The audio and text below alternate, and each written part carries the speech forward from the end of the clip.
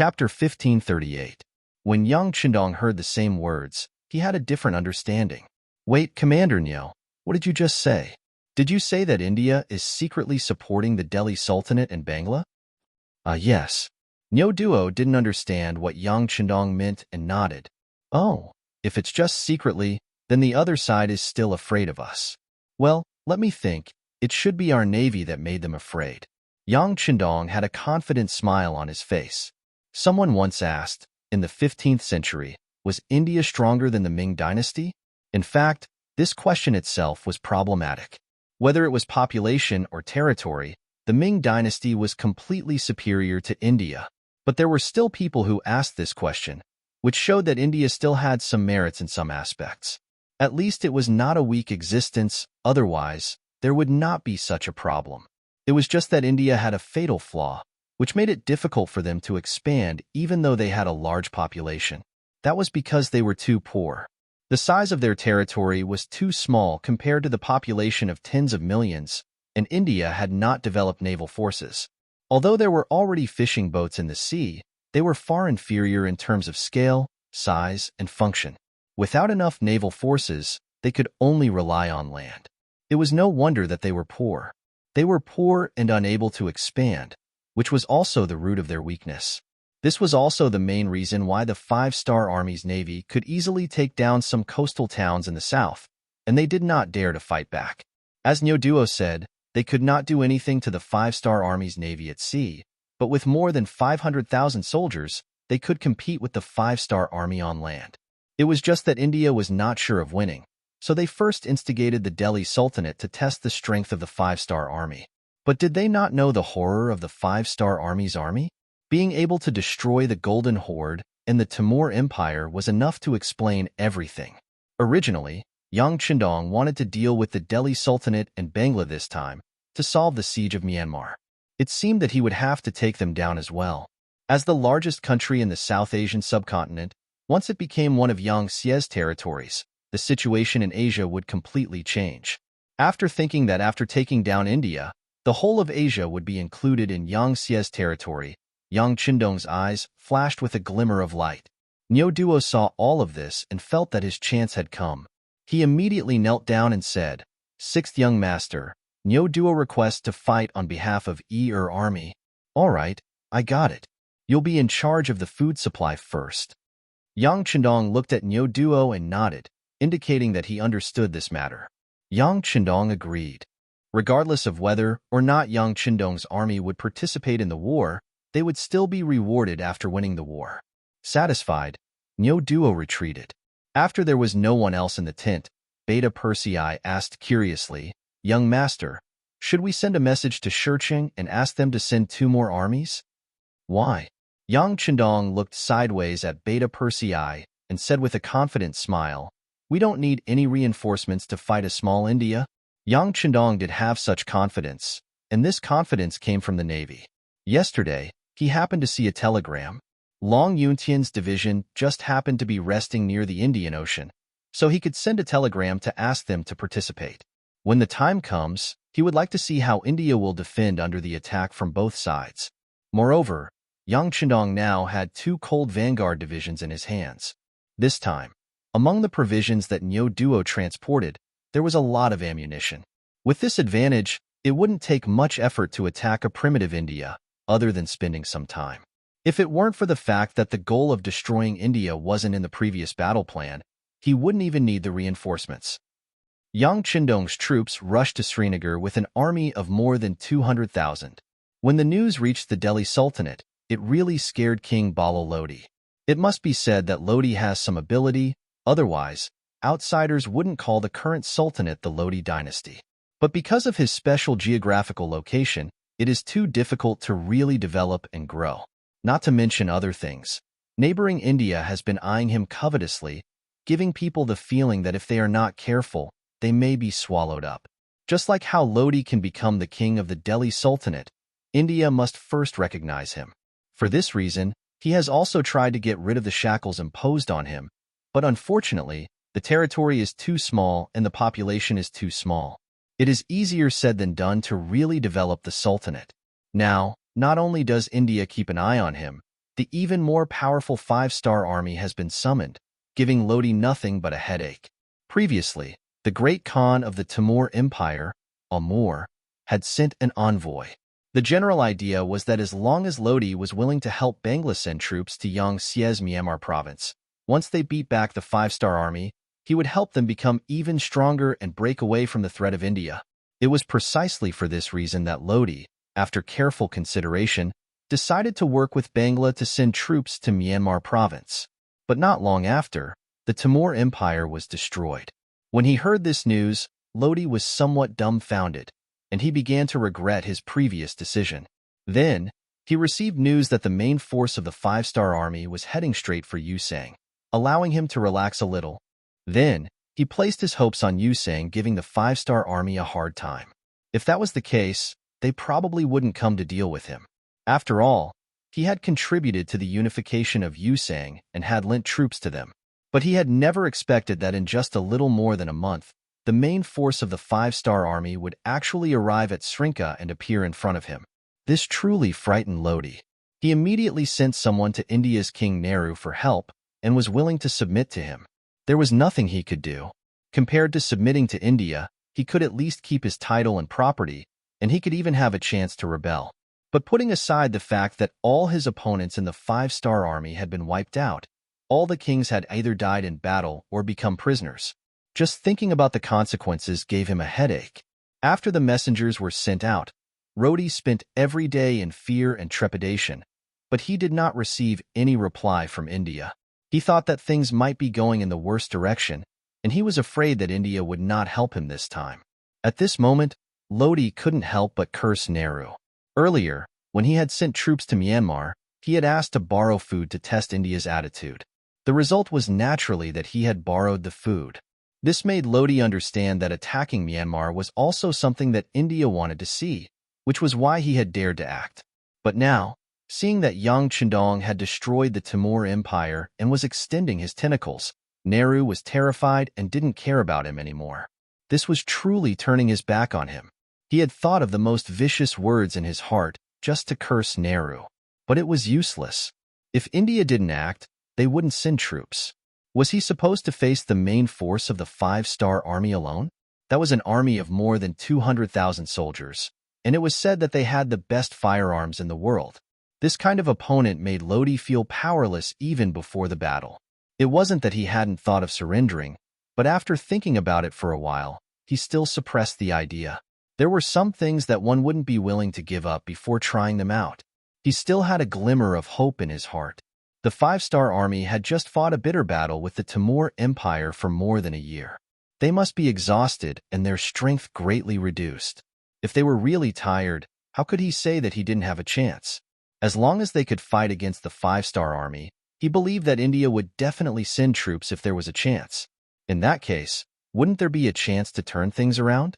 Thinking about it, wouldn't it be an honor to be the first country to resist the attack of the five-star army? As for whether this idea was good or not, at this time, Lodi was completely confused by the Battle of Myanmar. This was because in this battle, other than the 7 divisions of the Cold Front sending a regiment to participate in the battle, the rest were third-rate local armies with mediocre combat power. It was precisely because of this that Lodi had the idea that the five-star army was mediocre. If they didn't have the world's most advanced firearms, they wouldn't be that powerful. With the intention of competing with the five-star army, Lodi ordered General Singhal to take 60,000 soldiers and camp in Lahore, west of Delhi, to stop the five-star army from entering the hinterland of the Sudan. Then, he sent someone to India to inform them of his military plans. He also sent someone to Bangla to ask for reinforcements. Even if he couldn't send reinforcements, he wanted to see if he could transfer back the 20,000 troops he had sent to Burma. It was just a small sultanate, so having 100,000 soldiers was actually not a small number. Previously, he had sent 20,000 soldiers to Myanmar with the Bangla army, so there were only 80,000 soldiers left in the country. After giving General Singhal 60,000 soldiers, there were only 20,000 soldiers left in the country, which was close to emptying out all of his assets. It had to be said that it was a mistake to place all of his hopes on the five-star army's expedition without being able to display their full strength. No matter how tired a lion was, it was still a lion. It was far from being provoked by a seemingly healthy sheep. Chapter 1539. The capital of India, Mumbai. King Jawaharlal Nehru was in a very bad mood compared to a while ago. First, the navy of the Five-Star Army had captured Kuji and Girishing, greatly threatening his safety. This made Nehru finally realize how important it was to have a strong navy. Soon after, the land forces of the Five-Star Army had appeared in the west and besieged the various khaganates. The impulsive Nehru had even been prepared to send out his troops when the Five-Star Army fought with the khaganates. In his view, if the navy could not compare to the Five-Star Army, how could he not win on land? But in the end, reason prevailed over impulse. Before the situation became clear, he wanted to continue waiting and watching. And it was this wait and watch that caused a heaven-shaking change in the war situation. In the span of a few months, the Turi king had surrendered and the Kazakh Khaganate Kagan had been captured. At the beginning of spring, the Timur Empire was struck by internal strife. The great Khan of Amur had broken out of the encirclement and fled, and no one knew where he had gone. Only now did Nehru realize the severity of the situation, but it was already too late for him to send out his troops. Fortunately, he soon learned that the main force of the Five-Star Army had not come to his side, but to the Yusang cavalry. This allowed him to breathe a sigh of relief. But with the previous example, Nehru no longer dared to be careless. He began to mobilize his troops, even beginning to mobilize them in advance so that he could prepare for a future battle. And it was at this moment that several Western warships appeared outside the harbor of Mumbai, giving him a fright. But his fright quickly turned to joy. These Western warships had not come to deal with them, but to sell them weapons. It was clear that the constant expansion of the Five-Star Army from east to west had made some Western countries afraid. Thus, they had set their sights on large countries like India, selling them weapons so that they could fight with the Five-Star Army and wear down their strength, increasing their chances of victory. Although he had spent a significant amount of money, in Nehru's view, it was all worth it. Only with enough firearms could he stabilize his position, and with a high enough position, would he still have to worry about not being able to earn money? Now that they had firearms, 500 cannons and 3,000 muskets, Nehru had spent a lot of money to buy them. This gave Nehru more confidence. After giving the firearms to the Imperial Guards, all of them wanted to wait until they got used to it before going to cause trouble for the Five-Star Army. Weren't those Khanates recently defeated? Their foundation should be very poor, right? It was just the right time for him to send troops to snatch them. As for whether or not it would cause the Five-Star Army to hate him, those territories were originally ownerless. If you can snatch them, why can't we? Just as Nehru was still dreaming about sending the Five-Star Army to attack from the rear, the enemy had already made their way here.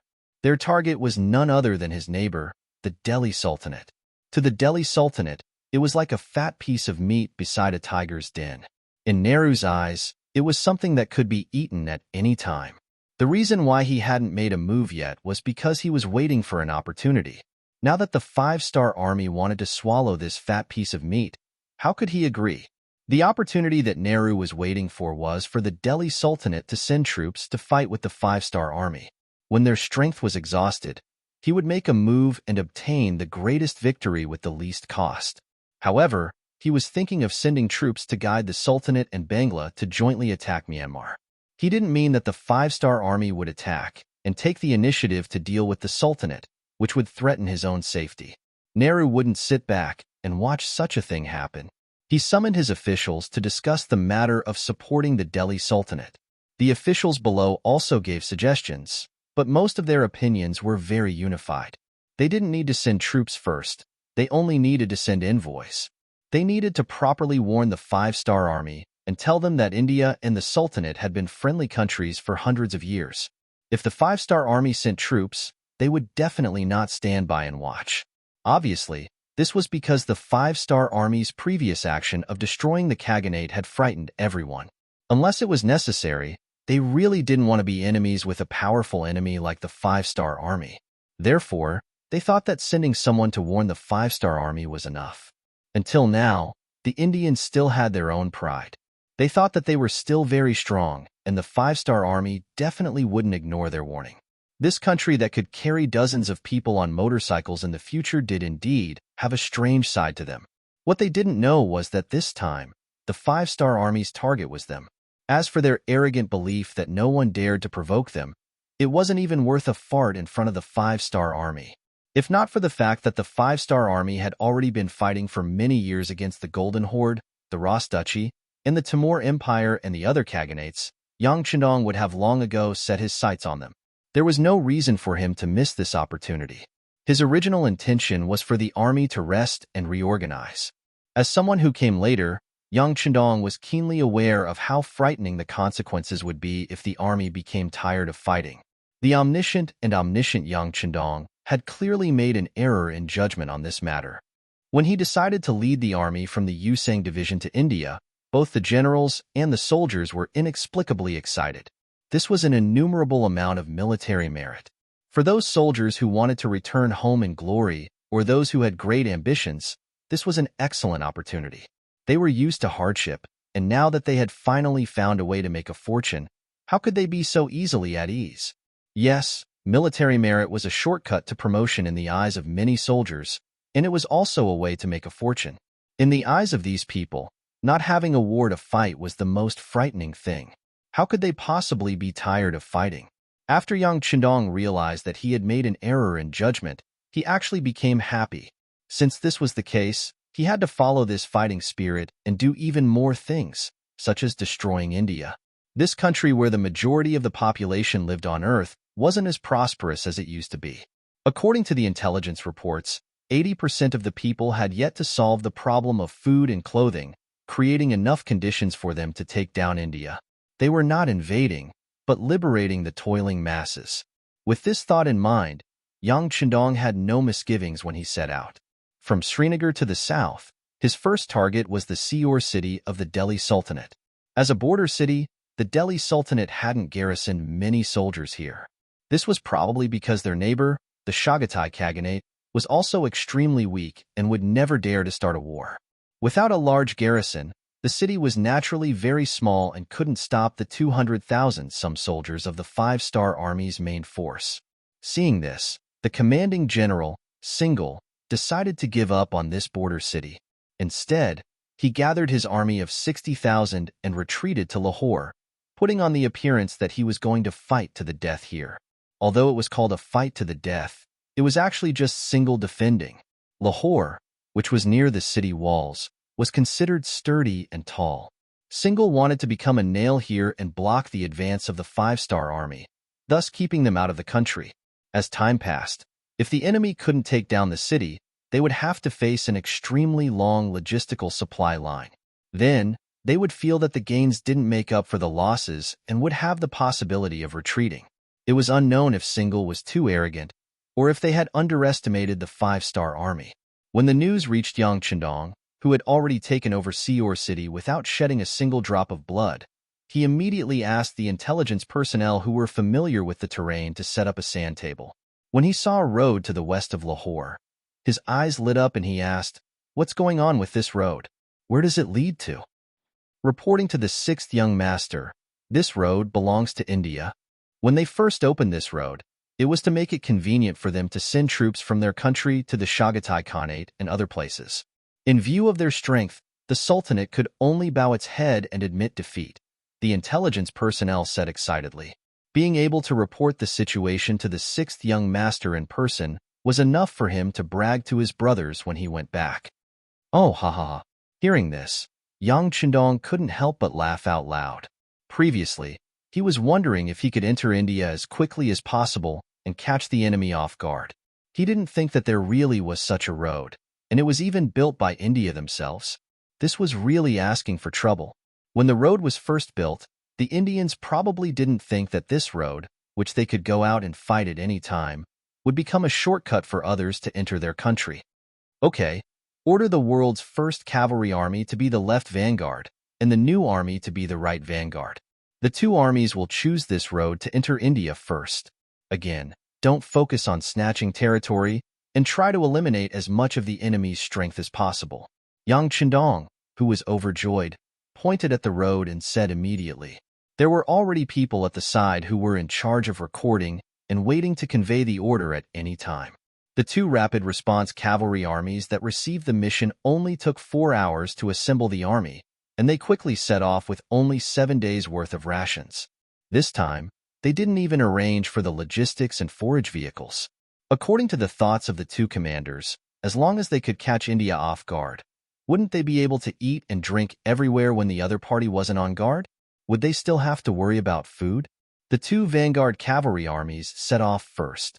After only staying in Seor for 2 days, Yang Chendong left a division of less than 10,000 men behind to guard the city and continued to lead the main army south. This time, their target was Lahore. Chapter 1540. At this moment, Lahore city was on standby.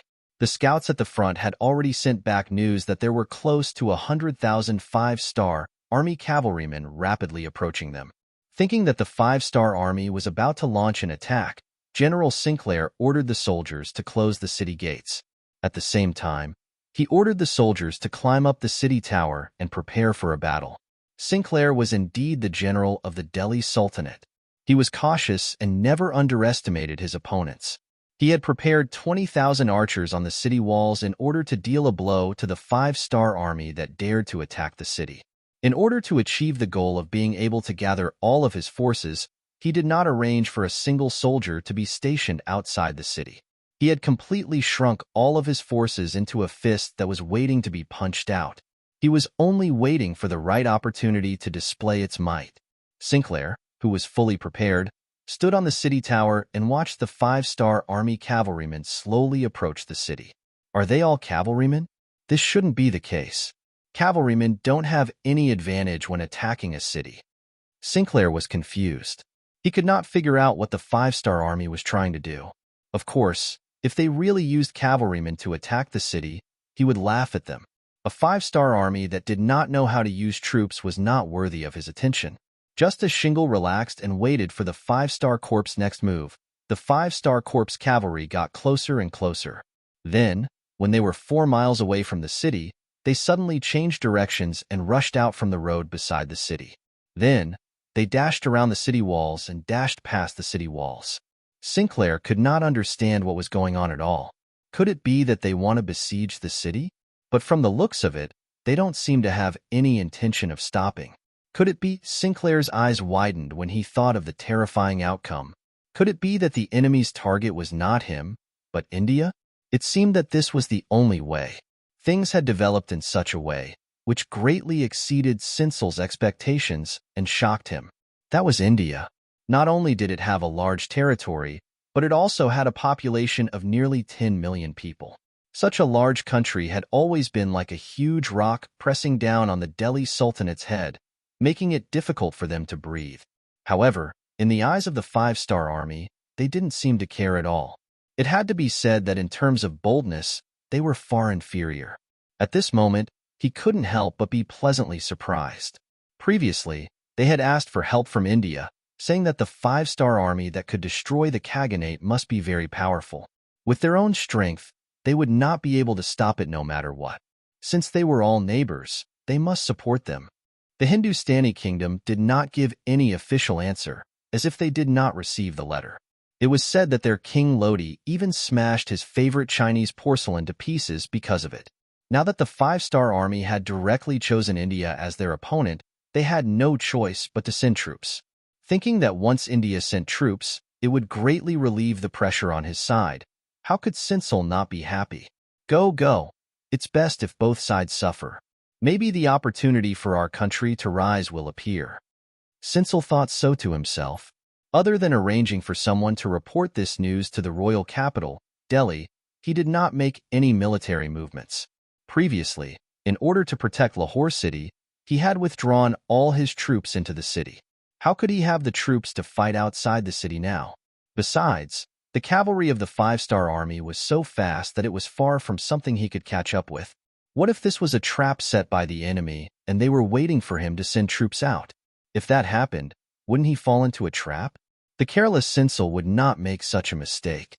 What he had to do was to defend. As long as he defended Lahore city, it would be equivalent to blocking the five-star army's journey to the east towards Delhi. Then, his mission would be completed. In order to lead India into the vortex of war, Sinsel did not do anything. He did not even have the intention to send someone to inform or remind India. This allowed the new army of the world's first cavalry army to go all the way south after passing through Lahore city. When they reached Multan city, they still did not encounter any resistance. When 100,000 cavalry suddenly appeared outside Multan city, the city gates did not even have time to close. With regards to the sudden arrival of the five-star army, the Indian soldiers here were indeed not prepared at all. They did not even have the basic awareness of being on guard. They watched as the cavalry entered the city and the 2,000 Indian soldiers in the city were slaughtered. They did not even have time to set up the most basic infantry formation before the cavalry rushed in front of them. There was no suspense about what happened next. The border city of Multan changed hands so easily. Whether it was Tianhu or Suhi, they both saw an opportunity. This was a country that did not have any defenses. Since that was the case, it was time for them to continue to expand their gains. Immediately, in addition to leaving 1,000 cavalry to guard the city, the two armies split up and headed towards the hinterland of India in two different directions. They wanted to take advantage of the fact that the other party had not reacted and achieve greater results. 3 days later, Yang Chindong brought the main force of the five-star army to the periphery of Lahore city. This time, they did not have the intention to take a detour. If they did not take down Lahore city, it was equivalent to handing over their rear to the enemy. In the future, the supply route might be disturbed or even controlled by the enemy. This was something that Yang Chindong absolutely could not tolerate. 6th Young Master, 2nd Division requests for battle. 6th Young Master, 4th Division requests for battle. The two commanders of the Cold Front, Xiao Feng and Ling Daqiang, saw that the enemy was right in front of them and were still curled up in the city. They felt that their opportunity to show off had come. How could they let go of this opportunity? Save the cannonballs if you can. It is not easy to transport them from so far away. How about this? Let the Air Force do it. Yang Chindong chuckled. His gaze did not fall on the two commanders. Instead, he turned to look at the commander of the Air Force, Tianyu. Compared to the cannonballs of the field artillery, the cost of the Air Force's petrol bombs was lower. After receiving the order, the commander of the Tianyu army was also excited. He stood at attention and promised, 6th Young Master, please rest assured. The Air Force will complete the mission. Yang Chindong nodded. Even the Golden Horde king of the Golden Horde could be destroyed if he wanted. It was just a small city like Lahore. He was full of confidence in the Air Force. After giving Tianyu a look of trust, Yang Chindong's gaze fell on the two commanders of the Cold Front. You two should also go and prepare. It will not be long before the enemy breaks through. That will be the time for you to show off your power. Remember, capture them alive if you can. We do not have enough manpower right now. Yes. Xiao Feng and Ling Daqiang did not show any disappointment. Capturing captives had always been their strength. As for not being able to get the credit, it could not be helped. After all, the Air Force could fly in the sky. After the five-star army arrived, they began to make preparations. But because it was already late, and considering the problem of the hot air balloon taking off and being surrounded on all sides, they had to rest for the night. On the city tower of Lahore, Shingle looked bitterly at the five-star army's encampment that stretched for more than 10 miles outside the city. They finally came, and as soon as they arrived, they surrounded the city and put on a determined look. Did they not know that Lahore would not be easy to attack under his long-term preparations? Weren't they worried that if they stayed here for too long, once the Indian army reacted, not only would the 100,000 cavalrymen be chased out, but the more than 100,000 five-star soldiers outside the city might also be chased out? Forget it. Since you must attack the city, let's see who has more means. Shingle shook his head and walked down the tower. At this moment, he did not have much worry in his heart. In his view, although the five-star army had more people than him, they did not have enough of an advantage. Under his early preparations, it was really impossible for these people to attack the city. Thinking of the bows, arrows, kerosene, sleepers, boulders, and other things that he had prepared in the city, he was relieved. That night, Shingle had a good sleep. In his dream, he saw the five-star army failing to attack the city. In the end, The Indian army finally reacted and chased the five-star army away. In the end, the dream was still a dream. At dawn, the guards woke him up. After breakfast, Shingle walked up the tower in his general's armor. He knew very well that the five-star army would definitely launch a siege today, but he did not know if it was mainly to test the waters or if they would really attack fiercely. He had heard that the five-star army used powerful artillery, but he did not know how destructive those things were. Shingle, who did not even know the power of artillery, was indeed a little ignorant.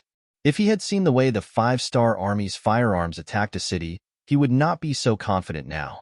Of course, it was precisely because of the help of these firearms that attacking a city was a piece of cake for the cold front warriors. In front of powerful artillery, what was the difference between the so-called strong walls and paper? The weather was good and very suitable for flying. In the morning, Division Commander Sun Lixing commanded a total of 50 hot air balloons to rise into the sky. He also personally boarded a hot air balloon and commanded the battle from the sky. The territory of Lahore was not very large.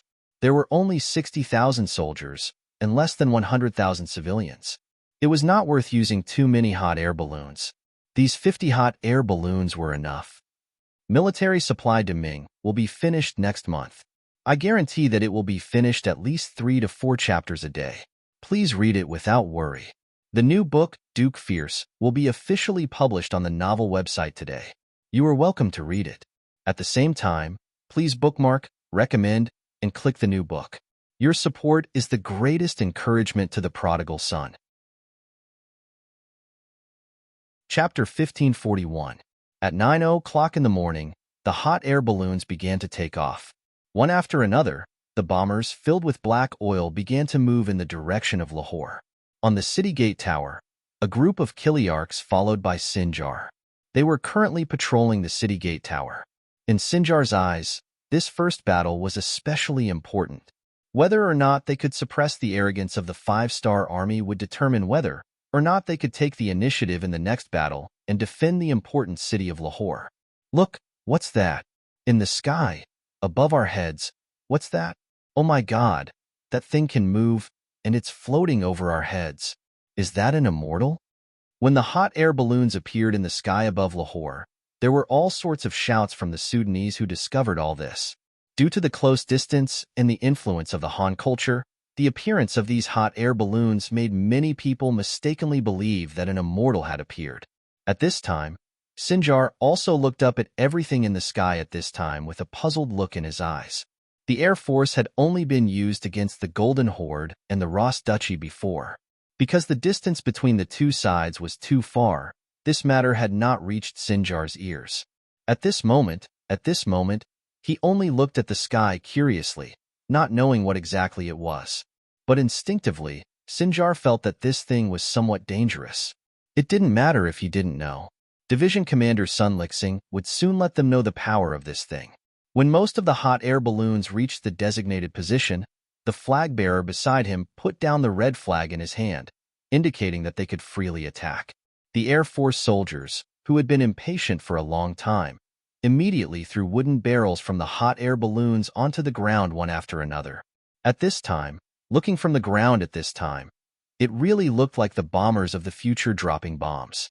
After the wooden barrels were thrown down from the sky, lit matches were also thrown down from the sky one after another. In the face of all this, the Sudanese in the city still looked at all this with puzzlement. In their eyes, the lethality of the wooden barrels was extremely limited. They were too small in size and had low damage. They were even more threatening than the primitive catapults. Of course, this perception would soon be overturned. When the wooden barrel fell to the ground, a large amount of black liquid flowed out. When the fire starter fell to the ground, both sides quickly fused together to form huge balls of flames. That kind of scorching feeling, that kind of destructive power began to be astonishingly revealed. The black oil that could not be extinguished with water grew bigger and bigger, incinerating everything it came into contact with. As more and more houses and even some granaries containing military rations were set ablaze, Sinjar and the Sudanese soldiers in the city began to panic. For the sake of the mission, they could see the people's houses being destroyed, and they could also see the people being burned to death right in front of them. Even if it was war, would there always be sacrifices? However, when they saw that even the rations were destroyed, their expressions changed drastically. Without food, it was the same as having no food. How could people defend the city without eating? Put out the fire, quick! More and more soldiers were pouring water onto the black oil with all kinds of containers. Not only did the water not extinguish the fire, it only made the fire burn even more fiercely. This kind of scene that completely overturned everyone's perception made Sinjar feel a sense of helplessness in his heart. Originally, he wanted to have a good fight with the five-star army and see how powerful the enemy's cannons were. But now, there was no need for the five-star army to do anything. This fire had completely destroyed the city. Not only were their belongings destroyed, but even their fighting spirit was burned away. He could not wait any longer. Otherwise, he would not be defending the city. He would die here with the city. The 60,000 soldiers in his hands were the most powerful force in the Sultanate. Once the country was lost, Sinjar decided to sacrifice the soldiers to protect the general. He did not want to defend the city anymore. He wanted to rush out and retreat to the capital city of Delhi to rebuild the defense line there. After deciding to abandon the city, Sinjar ordered the generals under him, retreat, retreat immediately. Take whatever you can and prepare quickly. The generals, whose fighting spirit had long been burned away by the fire, did not object when they heard the military order. Everyone dispersed and began to assemble their own armies, preparing to choose the nearest city and charge out. Considering that the outside of the city was already surrounded by the five-star army, no one knew which was the safest. Sinjar simply did not arrange a path for everyone to rush out. He wanted to see if the five-star army could stop them. How many people could they stop? It's about time. Everyone, get ready. The soldiers of the five-star army who were guarding the four cities saw the raging fire in Lahore and began to prepare to prevent the enemy from rushing out. Yang Qindong's arrangement was very simple. Under the premise that they did not know which city gate the enemy would rush out from, he divided the two divisions of Cold Vanguard into 4 groups. There were at least 2 Cold Vanguard regiments in front of each city gate. Behind them were cavalry soldiers with sabers in their hands. As long as the Cold Vanguard soldiers used their muskets to scare the enemy, the cavalry soldiers would rush out to capture the captives. With the Cold Vanguard soldiers as the vanguard, Yang Qindong was not worried that the enemy would rush out. He had already asked around. Among the 60,000 Sudanese soldiers, there were only 10,000 cavalry soldiers. The rest were infantrymen. Infantrymen did not have the ability to move quickly. As for the 10,000 cavalry soldiers, if they really rushed out, the 2,000 black cavalry soldiers beside him would teach them a lesson. At this point, Beta Persei had already prepared with Qiu Vi, Dao Xiao, Ba Daojiang, and the others. Yang Qindong was sure to take down the 60,000 Sudanese soldiers. The only difference was how many captives they could capture in the end. Sinjar, who was completely unaware of this, was already preparing to rush out of the south gate with 10,000 cavalry soldiers. The reason why he chose the south gate was intentional. If he had to choose to return to the capital, the east gate was undoubtedly the closest. However, he did not choose it because he wanted to catch the five-star army off guard. As long as he rushed out of the city, he would only need to adjust his direction slightly to turn east and rush back to the capital. With 10,000 cavalry soldiers, he rushed out while the fire was still burning in the city. When the southern city gate suddenly opened, the eyes of 2nd Division Long Feng, who was guarding here, lit up. The reason he was guarding the south gate was because he was taking a gamble. Even the 6th young master did not know about the enemy's plan to break out. Who else could? Picking a random gate to guard was mostly a matter of luck. Xiao Feng's eyes lit up when he saw more and more cavalrymen running out of the gates. He knew that there were only 10,000 cavalrymen in the city. Now that he had caught such a big fish, how could he not be happy? Everyone, get ready for battle. Machine Gun Company, prepare enough bullets. Don't be afraid of wasting bullets. Immediately send someone to report to the 6th young master that the enemy cavalry has appeared at the south gate. Quick! Xiao Feng continuously gave out orders. He also walked to the front of a heavy machine gun and placed his finger on the trigger. He was ready to enjoy himself. Among the cavalry soldiers, Sinclair was completely unaware of all this. Even though he saw the five-star army when he opened the gate, he did not hesitate to give the order to attack. Since there were five-star army outside the four cities, he just had to choose the enemy in front of him to attack. Charge! 10,000 cavalrymen poured out of the city gate, forming a huge aura. It was said that more than 10,000 soldiers were boundless. When these 10,000 cavalrymen formed a line and overlapped each other, the impression they gave off could be described as majestic. If it was a timid person, not to mention counterattacking, it would already be considered good if they could stand there without trembling. However, when the same formation was placed in front of the experienced soldiers of the Cold Vanguard, it was like a child's play. They did not forget that the sixth young master led 2,000 black cavalry soldiers and defeated 100,000 by Ming Liaodong heavy cavalry soldiers. That was what the Cold Vanguard soldiers should have done. After that incident, many people were envious of them. If the sixth young master could defeat 100,000 cavalry soldiers with 2,000 soldiers, wouldn't it be too easy for them to defeat 10,000 soldiers with 4,000 soldiers? Therefore, none of the soldiers showed any fear when facing the enemy cavalry. On the contrary, they were all filled with battle intent. They only felt that the enemy had sent too few cavalry soldiers. As the commander, Xiao Feng was also very excited. When he saw that the enemy cavalry had all left the city and started charging, he shouted to the messenger beside him, "Order the artillery battalion to fire. Scatter the cannons and fire 2 shots at the front. Disrupt the cavalry formation." The reason why cavalry had a crushing advantage against infantry soldiers was because of their collective charging formation.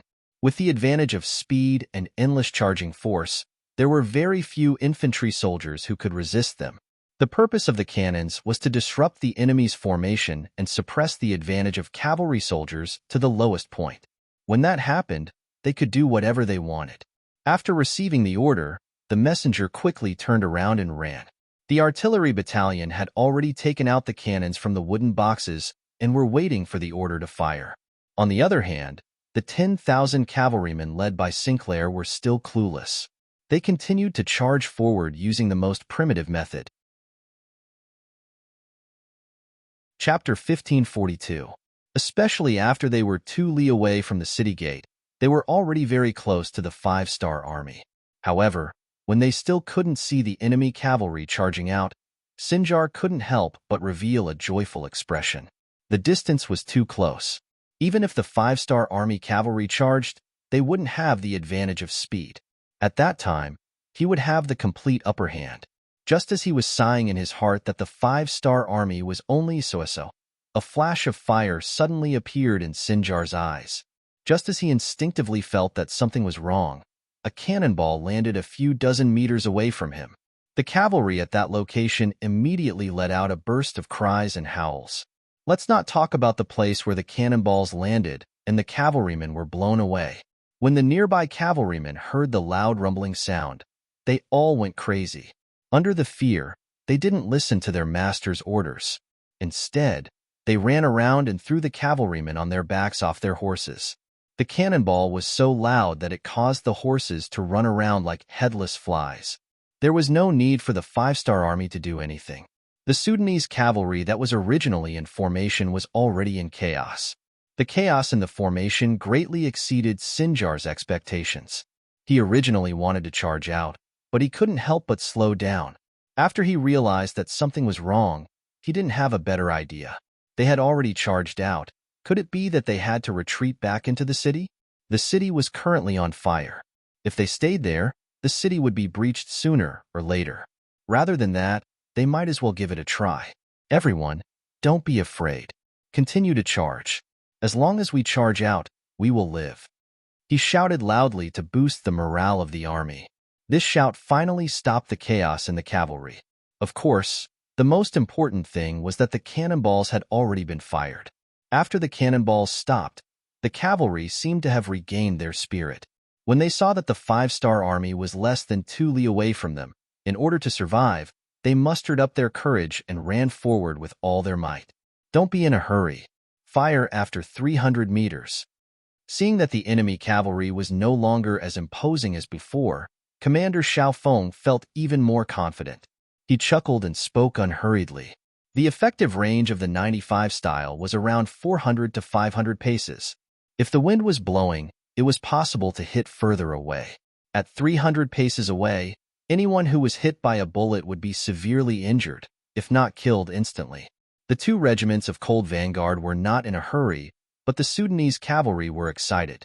They thought that the 5-star army was at their wits' end, and they charged forward bravely with the desire to live. Quick, there are less than 500 steps left. Victory is right in front of us. Ha ha ha. Protected by his bodyguards, Single, who was riding on his horse, returned to his usual self of strategizing. His experience on the battlefield told him that at such a close distance, even the 5-star army's cavalry would be restrained by him. He could almost see victory waving at him.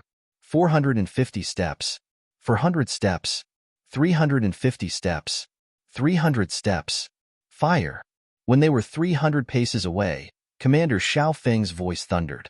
The Cold Vanguard soldiers who had been waiting impatiently for a long time were waiting for this order. The light and heavy machine guns, coupled with the 95-style rapid fire, rained down on the Sudanese cavalry, causing them to fall to the ground one after another. Under the dense barrage of bullets, no one could break through this layer of obstruction and take a step forward. When the bullets hit a person or a horse, the Sudanese cavalry fully understood the principle of courting death by charging forward bravely. Unfortunately, it was courting death. Whoever charged faster would die faster. Under the indiscriminate barrage of bullets, no cavalry could charge within 250 paces, let alone injure the enemy. Seeing batch after batch, at least half of the cavalry died in the charge. The remaining Sudanese cavalry finally had a drastic change in expression. Without waiting for orders, they turned around and fled. In the face of this blockade of death, no one would be able to remain calm. Single's luck was not bad, perhaps because he did not charge at the front, but he survived. However, there were times when being alive was far more unbearable than being dead. Just like the current hymn, seeing the cavalry under his command fall down wave after wave as if they were cut chives, and then no one was able to stand up again, he was truly scared silly. He had seen the power of firearms before, but they were usually limited to short range, and reloading was very troublesome. Facing the charge of the cavalry, they could only launch one wave of attacks. Needless to say, the accuracy of the attacks was even worse. For the elite cavalry, the lethality of the attacks was very limited. Although they couldn't be ignored, the attacks wouldn't affect the cavalry's charge. They would only cause a certain amount of damage to the formation of the infantry. Unlike the firearms in the hands of the 5-star army, they were really good at reaping lives. The bullets seemed to be endless. The faster the cavalry charged, the more they died. This was an undefeatable enemy. Single finally understood why the Khanate alliance, which had a total of 1 million men, was defeated by the 5-star army, which only had a few 100,000 men. The more he thought about it, the more afraid he became. This nightmare was finally his turn. How could he defeat such an opponent? It seemed like the only choice was to escape. Single was terrified. He led his cavalry of less than 5,000 and turned to flee. They wanted to get out of the firing range of the muskets. As for where to go next, they would not wait for death here. It's finally our turn, right? Charge! The commander of the Mabe division, Xian Honghai, had been waiting for a long time. Seeing the enemy cavalry start to flee, about to escape the firing range of the guns, he laughed and led the cavalry of the Mabe division to charge. Along with them were 10,000 cavalry from Ming 3 Division. Although their division commander Chiwen was not in the direction of the South Gate, the leading general still shouted and charged after Mabe division. This scene was seen by Beta Persei from afar. At this time, there were 1,000 fully armed black cavalry behind him. Fuck!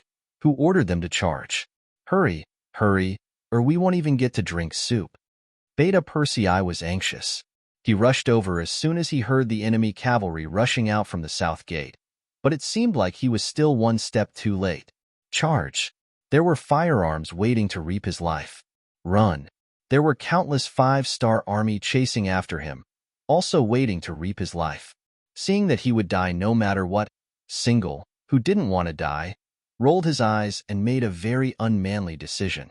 That was to dismount and surrender. No one was willing to surrender, But after seeing the air force and powerful firearms of the five-star army, the pride in Single's heart had long been destroyed. After knowing that he would die if he continued to fight, he wisely chose to surrender. Although it would not look good on his face, it was better to live than to die. Only by living could people have the right to talk about everything. Even their commander, Sinclair, had taken the initiative to surrender. How could the soldiers under him still care about their reputation? They immediately got off their horses and knelt down to surrender, causing the five-star army cavalry to feel as though they were punching cotton. All of this happened to be seen by young heir who was chasing after them. He immediately laughed out loud and thought to himself, "Who told you to not wait for me? Your second brother? Great. Now you won't have the chance to kill people anymore, right?" The enemies at the south gate had all surrendered except for those who died in battle. They were not the first to choose to surrender, nor were they the first to end the battle. The progress at the east gate was faster than them. They were all infantrymen, and they were first attacked by artillery. Many of them were already scared out of their wits. Then, when they finally reached 300 steps in front of the five-star army, the scene of firearms firing swallowed their last bit of courage. At that time, when the five-star army cavalry charged, there was no other choice but to surrender. This battle lasted from 9 in the morning to 3 in the afternoon. From the beginning to the end, it was only 6 hours. More than 20,000 of the 60,000 Sudanese soldiers were killed, and more than 30,000 of them surrendered. The battle ended so quickly that the Sudanese people in the city lost all hope. For a time, many people rushed out of the city gate. They were holding bags of various sizes, which were the most valuable things in their homes. They knelt on the ground and begged the five-star army not to kill them. They surrendered. "Young master, do you want to send someone into the city to take a look?" Beta Persei saw that the people in the city had come out to surrender. He thought that Lahore city was already in his hands, so he said with a smile, "There's no need. The temperature in the city isn't too low right now. Moreover, the fire hasn't been completely extinguished yet. Let's wait a little longer. We don't lack the time to wait." Yang Chendong shook his head. Yang Xie was able to achieve what he had today under his leadership. Naturally, Datsang played a very important role, but at the same time, his cautiousness was also very important. Otherwise, in the face of so many ambitious and ruthless people, he would have been eaten alive long ago, leaving not even his bones behind. Yes. Facing Yang Chendong's cautiousness, Beta Persei's face also became a lot more serious. He also began to reflect on whether he was a little too complacent after winning the battle. It seems that he has to change in the future and become more calm. It's just that Beta Persei has nothing to do with the word calm. It was not easy to teach this kind of person, who would shout and scream whenever there was a battle, to be cautious. Chapter 1543. The city of Lahore changed hands just like that. Because the five-star army had set up an encirclement in advance and did not let any enemy escape, the news did not spread. It was likely that many people were still hoping for a counterattack. The Indian army was the most typical example. The world's first cavalry army and the first cavalry army were like two meteors that streaked across the sky.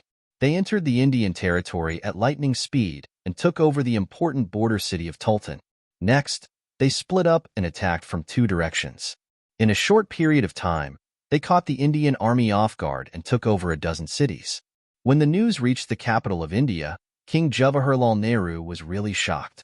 He originally thought that the appearance of the five-star army would lead to a battle with the Delhi Sultanate. By then, no matter who won or lost, he would be able to act according to the situation. He would have ample time to prepare and reap the benefits. Who would have thought that the enemy would appear so soon? Also, from the information he received, the five-star army did not take over Lahore. How did they have the courage to enter the Indian territory? Was they not afraid that the Sultanate would cut off their path of retreat? At this time, Nehru still could not see his own weakness, which was being conservative. He rarely fought outside. Occasionally, he would send troops to fight against small countries like the Sultanate. This made him feel very good, and he thought that the Indian army was invincible. This mentality of not being able to go out and take a look was similar to the mentality of the Qing army in the late Qing dynasty. When such an army encountered a truly powerful force, the opponent would teach them how to behave in a matter of minutes. There were too many things that he could not understand, but time did not allow Nehru to think too much. He also received news that the battleships of the Five-Star Army had begun to move towards some coastal towns in the country. Unfortunately, the city he was in was close to the Arabian Sea and the Indian Ocean. This kind of attack from both land and sea really gave him a headache. If it was only a unilateral attack by the army or navy, he would not be afraid. India had a population of nearly 10 million. In addition to the 500,000 standing army, it could recruit no less than 1 million troops at any time. With this, he was confident that he could use the human wave tactic to drive out any opponent that entered the country. However, when the land and sea came together, he felt very passive. It seemed that he couldn't attack either one first. Moving the capital. After thinking about it, it seemed that this was the only decision that could solve his crisis in the shortest time possible. As long as he was far away from the coastal cities, the threat of the Five-Star Army's navy would be reduced to the lowest.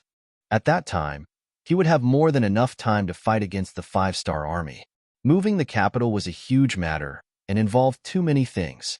It wasn't something that could be done just because one wanted to.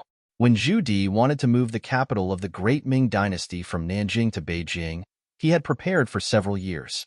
However, what Nehru lacked the most now was time. If he continued to wait, how many more cities would the 100,000 cavalrymen of the Five-Star Army attack? Also, once the Five-Star Army's navy appeared outside Mumbai, he could only passively take a beating. In order to not worsen the situation, Nehru first chose the location of the new capital, which was Bidar city in the central region of the country. Not far from the city was the Godavari River, which could be used as a barrier to block the charge of the Five-Star Army's cavalrymen. Moreover, there were many mountains and roads that were not convenient. If it was during normal times, it would be somewhat unsuitable as the capital. After all, it was not conducive to economic development. However, during wartime, it was the best place to defend. It was similar to Chongqing in the country. After making the decision, Nehru summoned the civil and military officials and announced the decision in person. After that, he did not dare to say that there were objections and announced the dismissal of the court. He also needed time to arrange everything. For example, the number of concubines and children in the palace was quite a lot. The sudden move of the capital shocked many people. For example, most of the officials had bought a lot of properties in the capital. Those were things that could not be taken away. Now that the capital was suddenly moved, what were they going to do with those things? Those were immovable property that could not be taken away. Usually, when Nehru, as the king, made a decision, his subordinates usually did not dare to oppose it. After all, it would affect the dignity of the king of the country. However, when an order involved the interests of the majority, it was difficult to carry out the order even if it was given by the king. Just like in India at this time, the officials actually collectively opposed the move of the capital. So much so that the palace began to make preparations. However, the officials were stubborn and refused to budge. Time was wasted like this. Due to the failure of the government order, not only did it buy more time for the Five-Star Army to arrive, it also caused the situation in India to become a mess. Nehru was indeed an ambitious and ruthless figure. Seeing that his officials did not listen to his orders, he angrily led the people in the palace and went straight to Vidal city, leaving more than 80% of the officials in Mumbai. Originally, he wanted to kill one or two of them to intimidate the others. However, he was afraid that if he really did that, it would cause internal strife and cause everyone to oppose him. So, he had no choice but to do it. The king actually left, bringing only the members of the royal family and less than 20% of the obedient officials with him. When the news spread out, the officials became a little anxious. They were blaming themselves for pushing the king too hard. Should they lower their heads and follow the king when he left? State Preceptor Chiao Han stood up and publicly said that moving the capital was an important matter for the country. How could it be done just like that? The king's action was mostly to throw a tantrum. As long as the officials did not leave with him, it would not be long before the king would definitely return. When the time came, everyone would collectively go forward and admit their mistakes, and the matter would be over. The state preceptor's words struck a chord in the hearts of some people. For a time, they followed him. As the state preceptor, Xiao Han enjoyed a very high status in India. Now that he stood up and said these things, many people thought that they had found the root of the problem. As a result, even if the king left the capital, the officials still had no intention of following him. How would they know that some of Xiao Han's actions had already incurred Nehru's dissatisfaction? Xiao Han was the one who had previously prevented him from helping the Khaganate send troops. Because of this, Nehru had long thought of replacing him. If it were not for the change in the situation, George would have been arrested and punished by now. Nehru knew this, but the officials did not. So, after the king was gone, everyone instinctively followed the state preceptor's lead. However, others did not know, but as the state preceptor himself, Xiao Han knew. Feeling that his position was in danger, in order to save himself, he took the initiative to look for Yunk this time. After a discussion, these words came out. Yunk, the former director of the Foreign Affairs Group of the Security Bureau, was transferred to the Central Asia region more than a year ago to serve as the branch director. His most glorious achievement was to instigate the rebellion of the famous General Chun Di of Jiaoji, Yunnan Province, as well as Long Qi, He Guang, and others of the Lansong Kingdom. Considering that he was good at this time, he was entrusted with the position of the branch director of the Central Asia Region Security Bureau by Director Yang San. As soon as he came here, Yunk investigated a lot of information and selected some people who could be targeted. This state preceptor Xiao Han was among them. Under his efforts, the greedy Xiao Han really became good friends with Yunk. In front of a large amount of gold and silver, although he had vaguely guessed Yunk's identity, Xiao Han did not mention it. He even helped him to do a big thing, which was to prevent King Nehru from sending troops to help the Khaganate alliance. It seemed that he was living off the Khaganate alliance, but in fact, things like collusion with foreign countries were too common in history. Especially during the Warring States period, it was the most common thing. Often, when one side could not defeat the other, they would find a way to deal with the other side. Then, there would be cases of troops retreating when they almost reached the capital of a country. In the end, Xiao Han was the state preceptor, not the king. This difference of one word was the difference between a monarch and a minister. The monarch was permanent, but the minister could be changed. At that time, most people became officials only for money. Otherwise, there would not be a saying that thousands of miles became an official only for money. When Yunk took out something that satisfied Xiao Han, he naturally had to speak up for him. In a way, the two of them could be considered friends. Nehru intended to take down Xiao Han, the state preceptor. This was a friend in trouble, so Yunk should stand up and think of a way for him, which led to the current situation. Nehru did not know about this. He did not leave the capital in a moment of impulse. He wanted to force everyone to follow him. He was using practical actions to make everyone choose. This plan was feasible. Originally, there were already some ministers who wanted to follow, but because of Xiao Han's interference, everything turned into nothing. After knowing the reactions of the ministers in the city, Nehru was furious. He wanted to immediately cut Xiao Han into pieces. Ming secretly informed the people in the capital to kill Xiao Han. Nehru knew that if Xiao Han did not die, it would be difficult for the ministers to move the capital, so he gritted his teeth and said fiercely. Nehru wanted to kill Xiao Han, but it was too late. Whether it was Xiao Han's wisdom or Yunk's experience, how could they not have guessed this? They were already prepared. Not only did they change Xiao Han's residence, but they also increased the security around him by several times. In the next few days, there were no less than 4 or 5 attempts on Xiao Han's life. But under the tight security, even the assassins did not see the shadow of the target. Under the continuous assassination, Xiao Han was determined to follow the 5-star army to the end. Chapter 1544. If Jawaharlal Nehru were to win this battle, he would lose his head first. Xiao Han's cooperation made Skylark very satisfied. At this time, the 5-star Army's navy arrived outside the port of Bombay. After the two discussed it, they decided to go all out and directly welcome the navy. Thus, Bombay fell. Before the war even started, Bombay, the capital of India, was peacefully accepted by the 5-star Army. How did this trick work? Everyone who saw it was confused. When the news reached the ears of Yang Chandong, who was leading troops into India, his face also changed color. After a long time, he said, Good, good, ha ha ha. I think Nehru's face must be darker than charcoal's.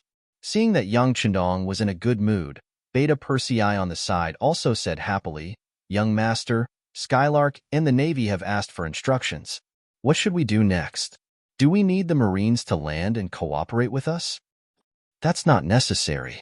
Send a telegram to the world's first cavalry army and let Tian who send a division to take over Bombay first. As for the Navy, let them do what they should do. After all, the war at sea can't be neglected. It's not good to let them divide their forces. Yang Chandong said with a smile. Compared to the army, which could attack Europe and Central Asia, the Navy could indeed extend its reach all over the world. Their task was more difficult. Originally, Long Feng's military strength was somewhat insufficient. How could he borrow their strength? On the other hand, most of the land that could be conquered had already been conquered. After these things were solved, the next thing was the matter of the Great Ming Dynasty. Whether it was Bai Ming or the Great Ming Dynasty, it was time for them to give an explanation. Just as Yang Chandong thought, Nehru's face was really dark. It was not an exaggeration to say that it was as dark as the bottom of a pot. Before this, he had never thought that a mere subject, even if he held the position of the state preceptor, could he sell out the entire country? At this point, it was useless to blame Chao Han. However, he had to avenge the loss of the country's capital. He had already received news that the Five-Star Army's navy had evacuated from Bombay, leaving behind 10,000 Five-Star Army cavalry. Since this was the case, he must take back the country. He wanted the ministers and people to see that as the King of India, he had the ability to compete with the Five-Star Army. He called his confidant General Matur and gave him 50,000 soldiers, of which 10,000 were cavalry and 40,000 infantry. He ordered him to rush to Bombay. In order to let the army be able to exert their maximum power over the course of the day and night. And there were many officials left in their way, and presumably, the wealth in their hands would not be small amount of wealth B's wealth was. Ma gather, S armies B's army, and armies greats, and in the armies the army and go, B's armies army head set. As soon as they moved, the Five-Star Army received the news that Gong Feng, the division commander of the World Cavalry's 1st Army's 5th Division, was in charge of replacing the Navy to guard Bombay. This person was one of Yang Chandong's students, and was also a talent in both civil and military affairs. Tian who sent him to guard Bombay after much consideration. For example, once the Indian Army counterattacked, the 5th Division commander would definitely not disappoint the mission. In Bombay, when Yang reported the news to Gong Feng, he also carefully observed the division commander who was nearly 30 years old. When he saw that Gong Feng was not anxious, his eyes were as calm as water, and when he looked carefully, a trace of excitement could be seen. Yang knew that his worries were unnecessary. Director Yun, I will leave 2,000 cavalry for you. At that time, I will need you to take care of the security in the city. Gong Feng already had a plan in his mind. He was afraid that the enemy would not come. Since they came, there was no reason to let them go. Well said, well said. Seeing that Gong Feng was so polite, Yang did not dare to be the slightest bit careless. In terms of rank, one was the branch chief of the Security Bureau, and the other was a division commander. No one could say for sure who had a higher rank. However, the other party came from the World Cavalry's 1st Army and was Yang Chandong's student. How could a division commander compare to him? Anyway, Yang knew one thing. If he provoked this person, he was an existence that could go straight to heaven. He might not dare to act first and report later, but as long as his mouth was crooked and he said something wrong, it would be enough for him to bear the consequences. Seeing Yang's cooperation, Gong Feng just smiled. For him, a branch chief of the Security Bureau was really nothing in his eyes. However, he would not offend the other party for no reason. In short, everyone just had to cooperate with each other. After leaving a regiment of cavalry to Yang, Gong Feng left with the other 4 regiments at night. Because the Five-Star Army implemented a curfew after they entered the city, no one noticed that so many cavalry had left the city.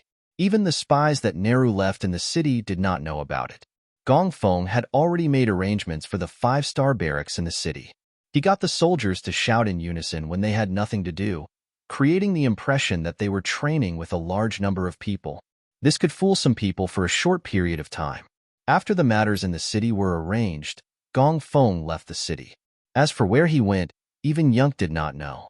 However, he had a feeling that this general had set up some kind of trap for the enemy to come and take advantage of. However, he did not know if the enemy would fall for it. Would it be inappropriate? Could you please remove the word no? The answer was obvious. He would definitely fall for it.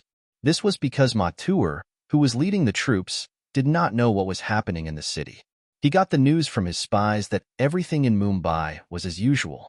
He did not see any reinforcements from the 5-star army, nor did he see any movements from the 5-star army in the city. Caution is the parent of safety. Order the cavalry to be at the back and the infantry to be at the front. Matur was entrusted with such an important task by Nehru, so he naturally had a certain level of ability. He did not think that the 5-star army did not know about his arrival. However, the other party still did not do anything. This was somewhat thought-provoking. Before figuring out the true intentions of the other party, Matur decided to be careful. He placed his cavalry at the back so that if something unexpected happened, he could change according to the situation. It was this move that saved Matur's life. This was because at this time, Gong Feng had already surrounded them with 4 regiments of the world's first cavalry army, who said that a small number of people could not surround them. With more people, there were still many mountains, forests, and rivers in this area. Gong Feng had already dug a hole and was only waiting for the enemy to enter the hole before pulling in the net.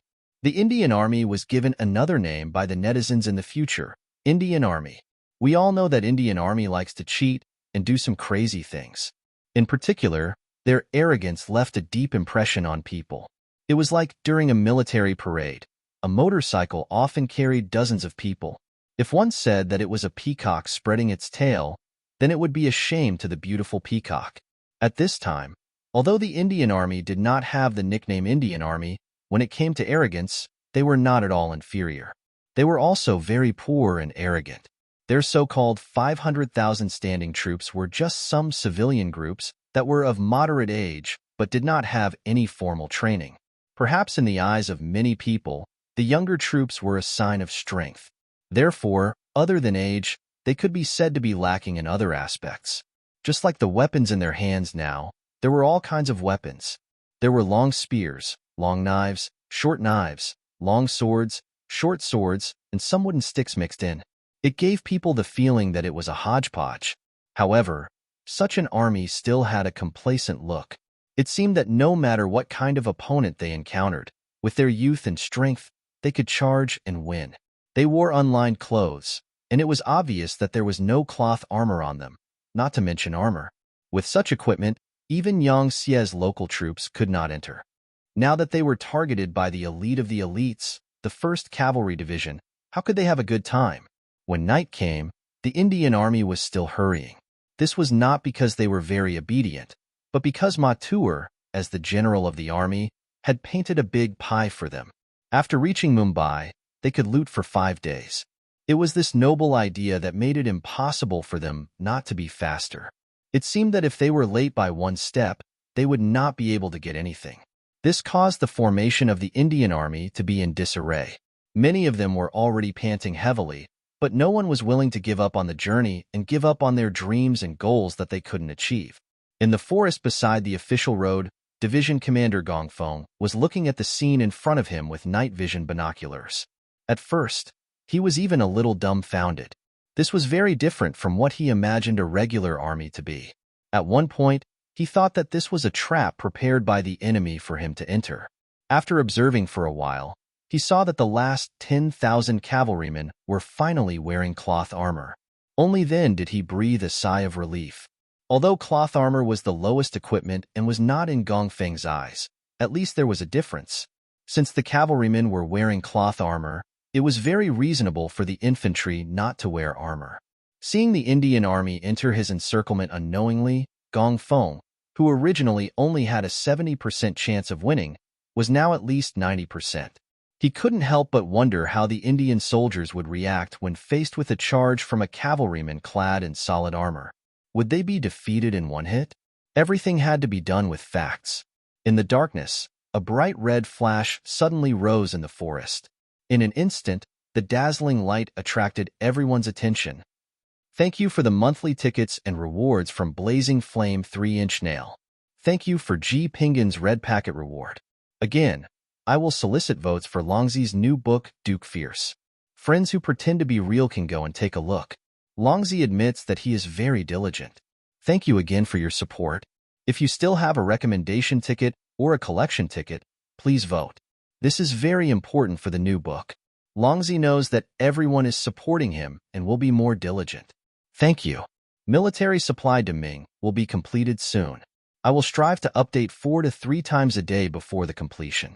Don't worry, no matter what happens, I will not stop updating. I guarantee a smooth completion.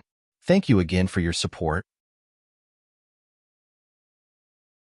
Chapter 1545. The sudden appearance of the red light immediately attracted the attention of the 50,000 soldiers. They were still wondering what it was and why it was so bright and beautiful. Suddenly, the sound of horse hooves could be heard from below their feet and into their ears. It's an ambush. Matur, who was riding his horse, also saw the red light.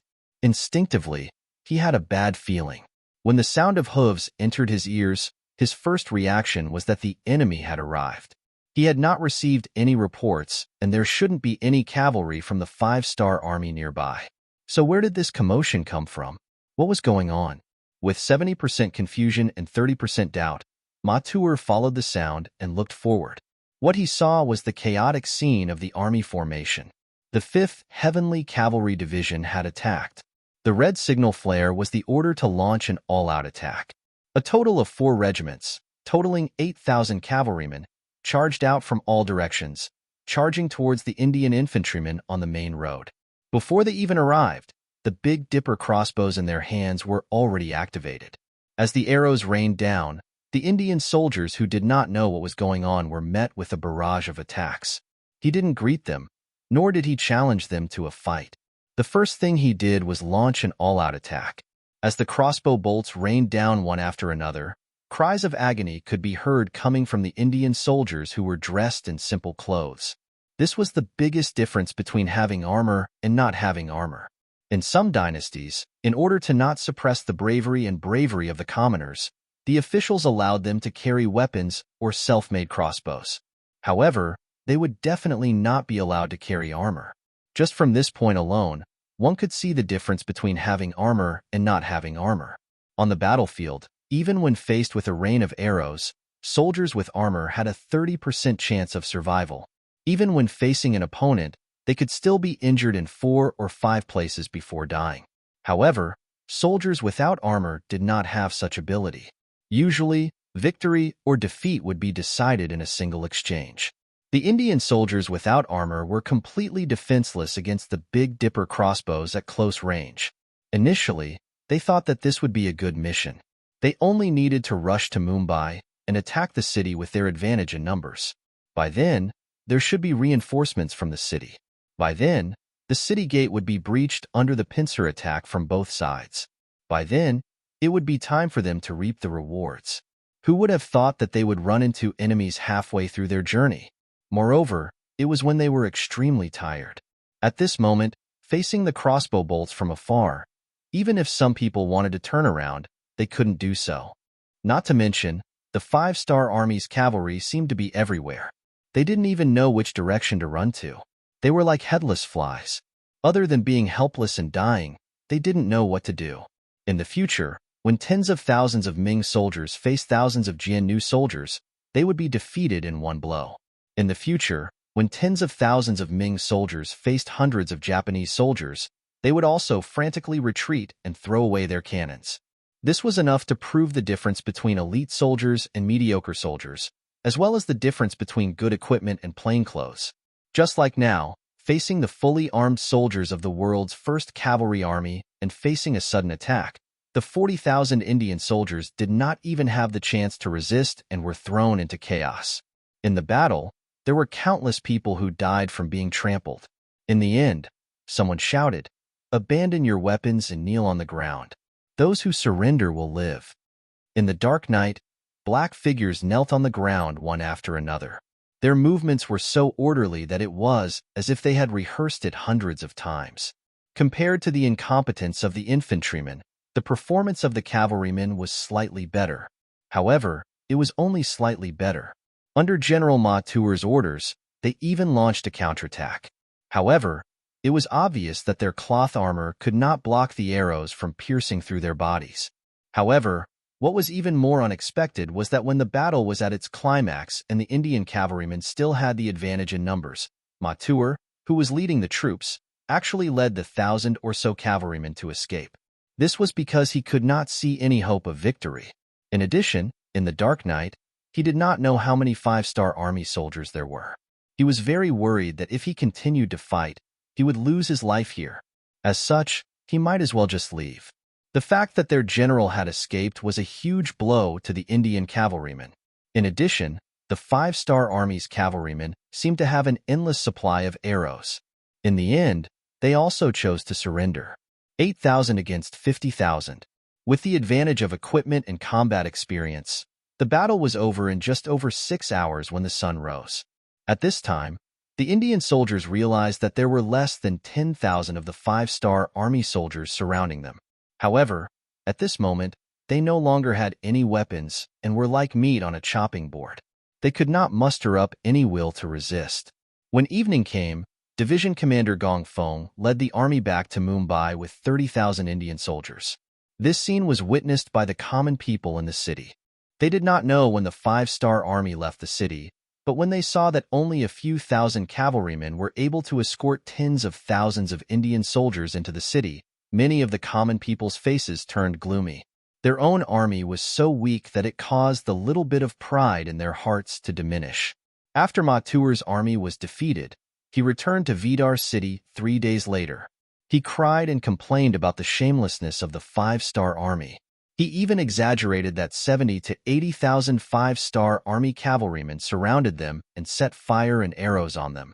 In the end, he was unable to turn the situation around and killed his way back. King Nehru's face was naturally filled with anger. He cursed Ma Tuer's incompetence in his heart. He did not believe that there would be any 5-star army cavalrymen around Mumbai city. However, considering that they were in dire need of manpower, if he really killed Ma Tuer, it would inevitably cause panic among the other generals. In the end, he only reprimanded Ma Tuer and allowed him to take the blame. In the eyes of the other generals, Nehru displayed the image of a benevolent king. Everyone praised him endlessly. The rest of the generals expressed that when they encountered the main forces of the 5-star army, they would definitely risk their lives to repay the king's kindness. In the eyes of Nehru, all of these made him very satisfied. He took the opportunity to announce that he would send out 300,000 soldiers and set up a defensive line in front of the Godavari River. For this, he even took out the cannons and guns he bought from the Westerners and put on a look that said he would take care of whoever came. However, no matter what, after Madel's defeat, Nehru's thoughts of splitting up his forces had been resolved. He could be considered to have completely given up on the vast land north of the Godavari River and instead used a passive method to wait for the 5-star army's arrival. Time passed quickly. Half a month later, Yang Chendong brought the main forces of the 5-star army to Mumbai city. Outside the city gate, Division Commander Gong Feng held a grand welcoming ceremony. When the 5-star army entered the city one after another, the neat marching formation and the excellent equipment were displayed one by one in front of the Indian people. Some people who originally wanted to wait for the king to come back unknowingly gave up on that idea. The troops just entered the city normally, but some people's thoughts of resistance were extinguished. At this point, Yang Chendong had fully understood and used what was called creating momentum.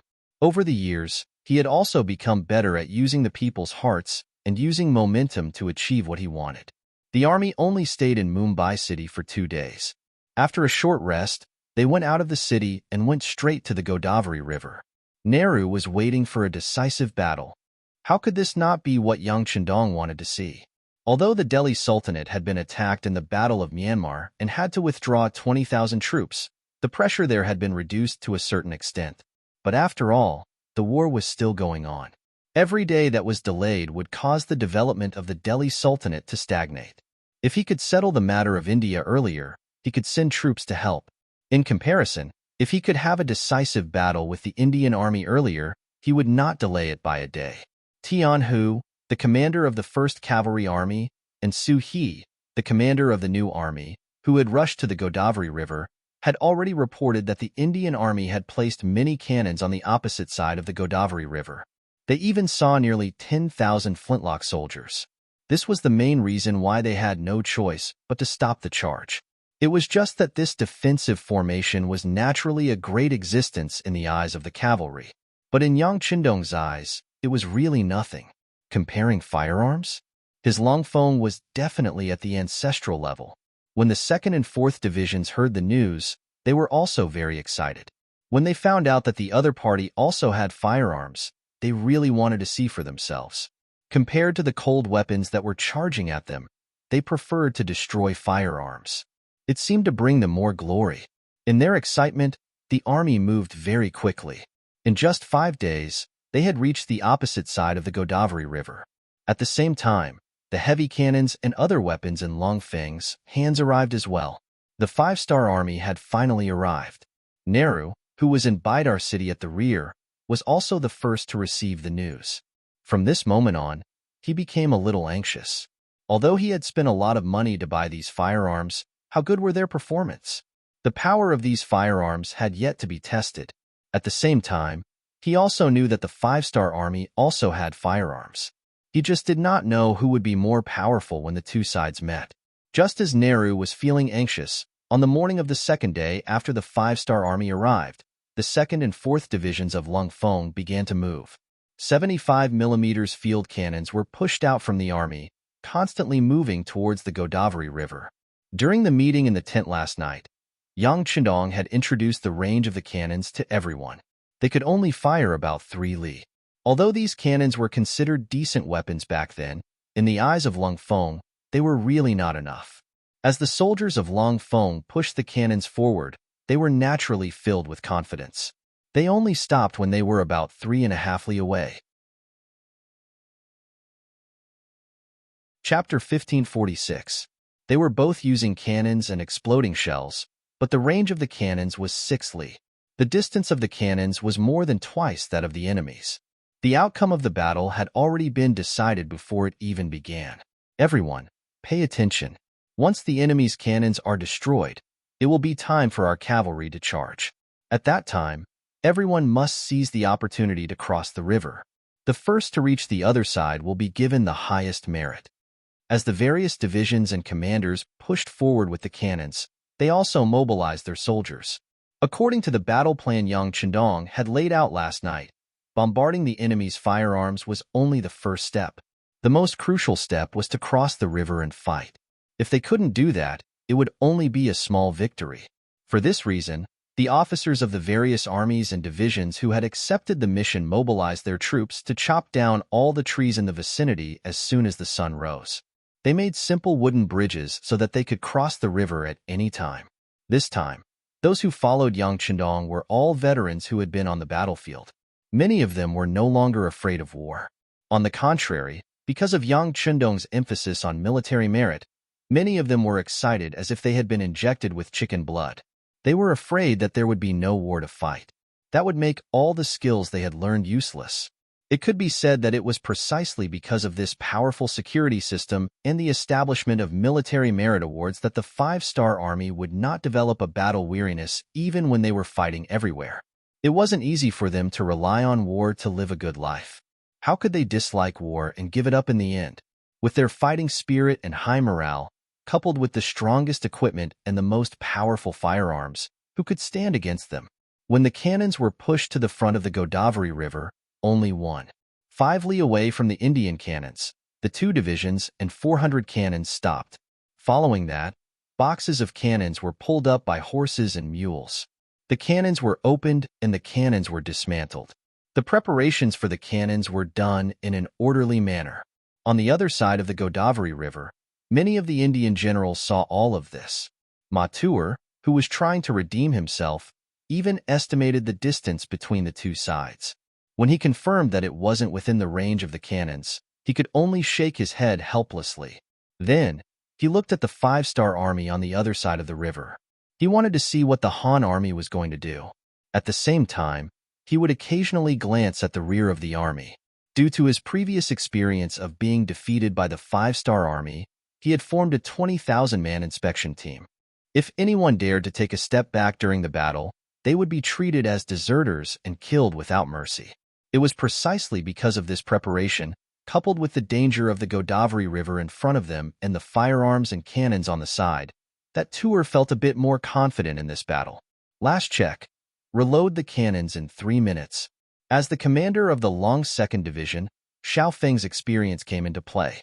This time, he became the commander of both the Long 2nd Division and the Long 4th Division. In the following time, the cannoneers quickly checked the cannons. When there were no problems, the soldiers picked up the cannons and prepared to reload at any time.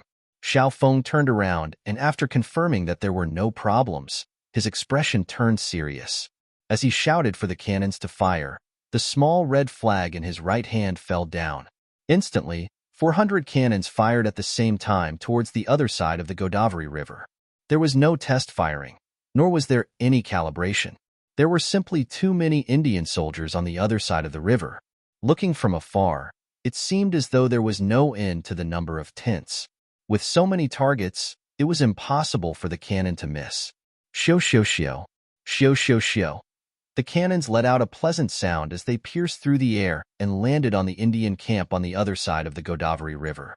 Some landed on the enemy's cannons, some landed among the gunners, and some landed among the archers. There were even some that landed beside the tents, uprooting them one by one. With a loud bang, the orderly Indian camp was replaced by a cloud of smoke. Cries and screams could be heard from the camp. The cannons landed with a loud bang and a ferocious force that greatly exceeded the expectations of the Indian soldiers. When many of them were hit by the cannons, their bodies were smashed to pieces, or they were injured by the aftershocks of the cannons, losing an arm or a leg. The camp was filled with the cries of ghosts and howls of wolves. Matur, who was riding on his horse, was also frightened by this scene. His warhorse also shook its head and wagged its tail because of the loud explosion. If he did not control it with all his might, it would have already turned tail and fled. Calm down, calm down. Facing this sudden change, although Matur's face was pale, he still did his duty and shouted, "Immediately order the cannons to fire back." Although he knew that the distance was not enough, Matur could not think of a better idea. If they didn't do anything, the army wouldn't be far from collapsing. The order was given to the cannons, and the cannons at the front started to reload.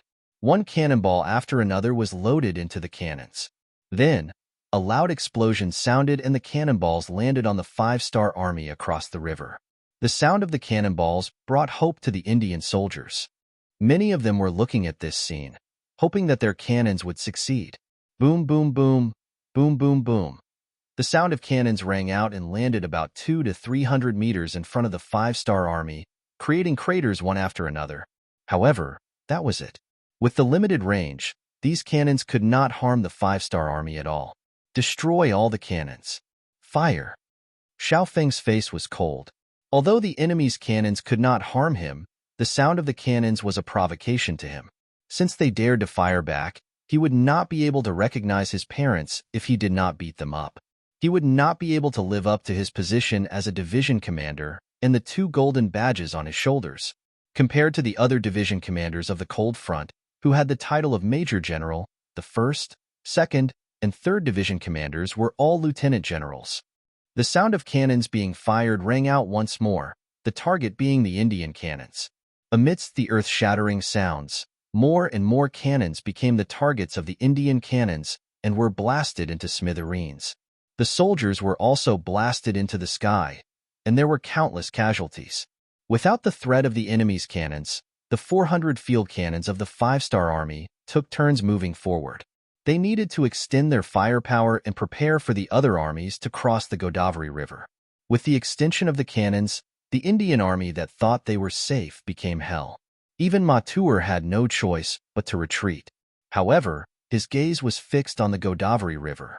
He believed that after the cannons fired, the 5-star army would force their way across the river. That would be the moment when the 2 sides clashed. That would be the time for him to counterattack. The sound of the cannons continued to ring out.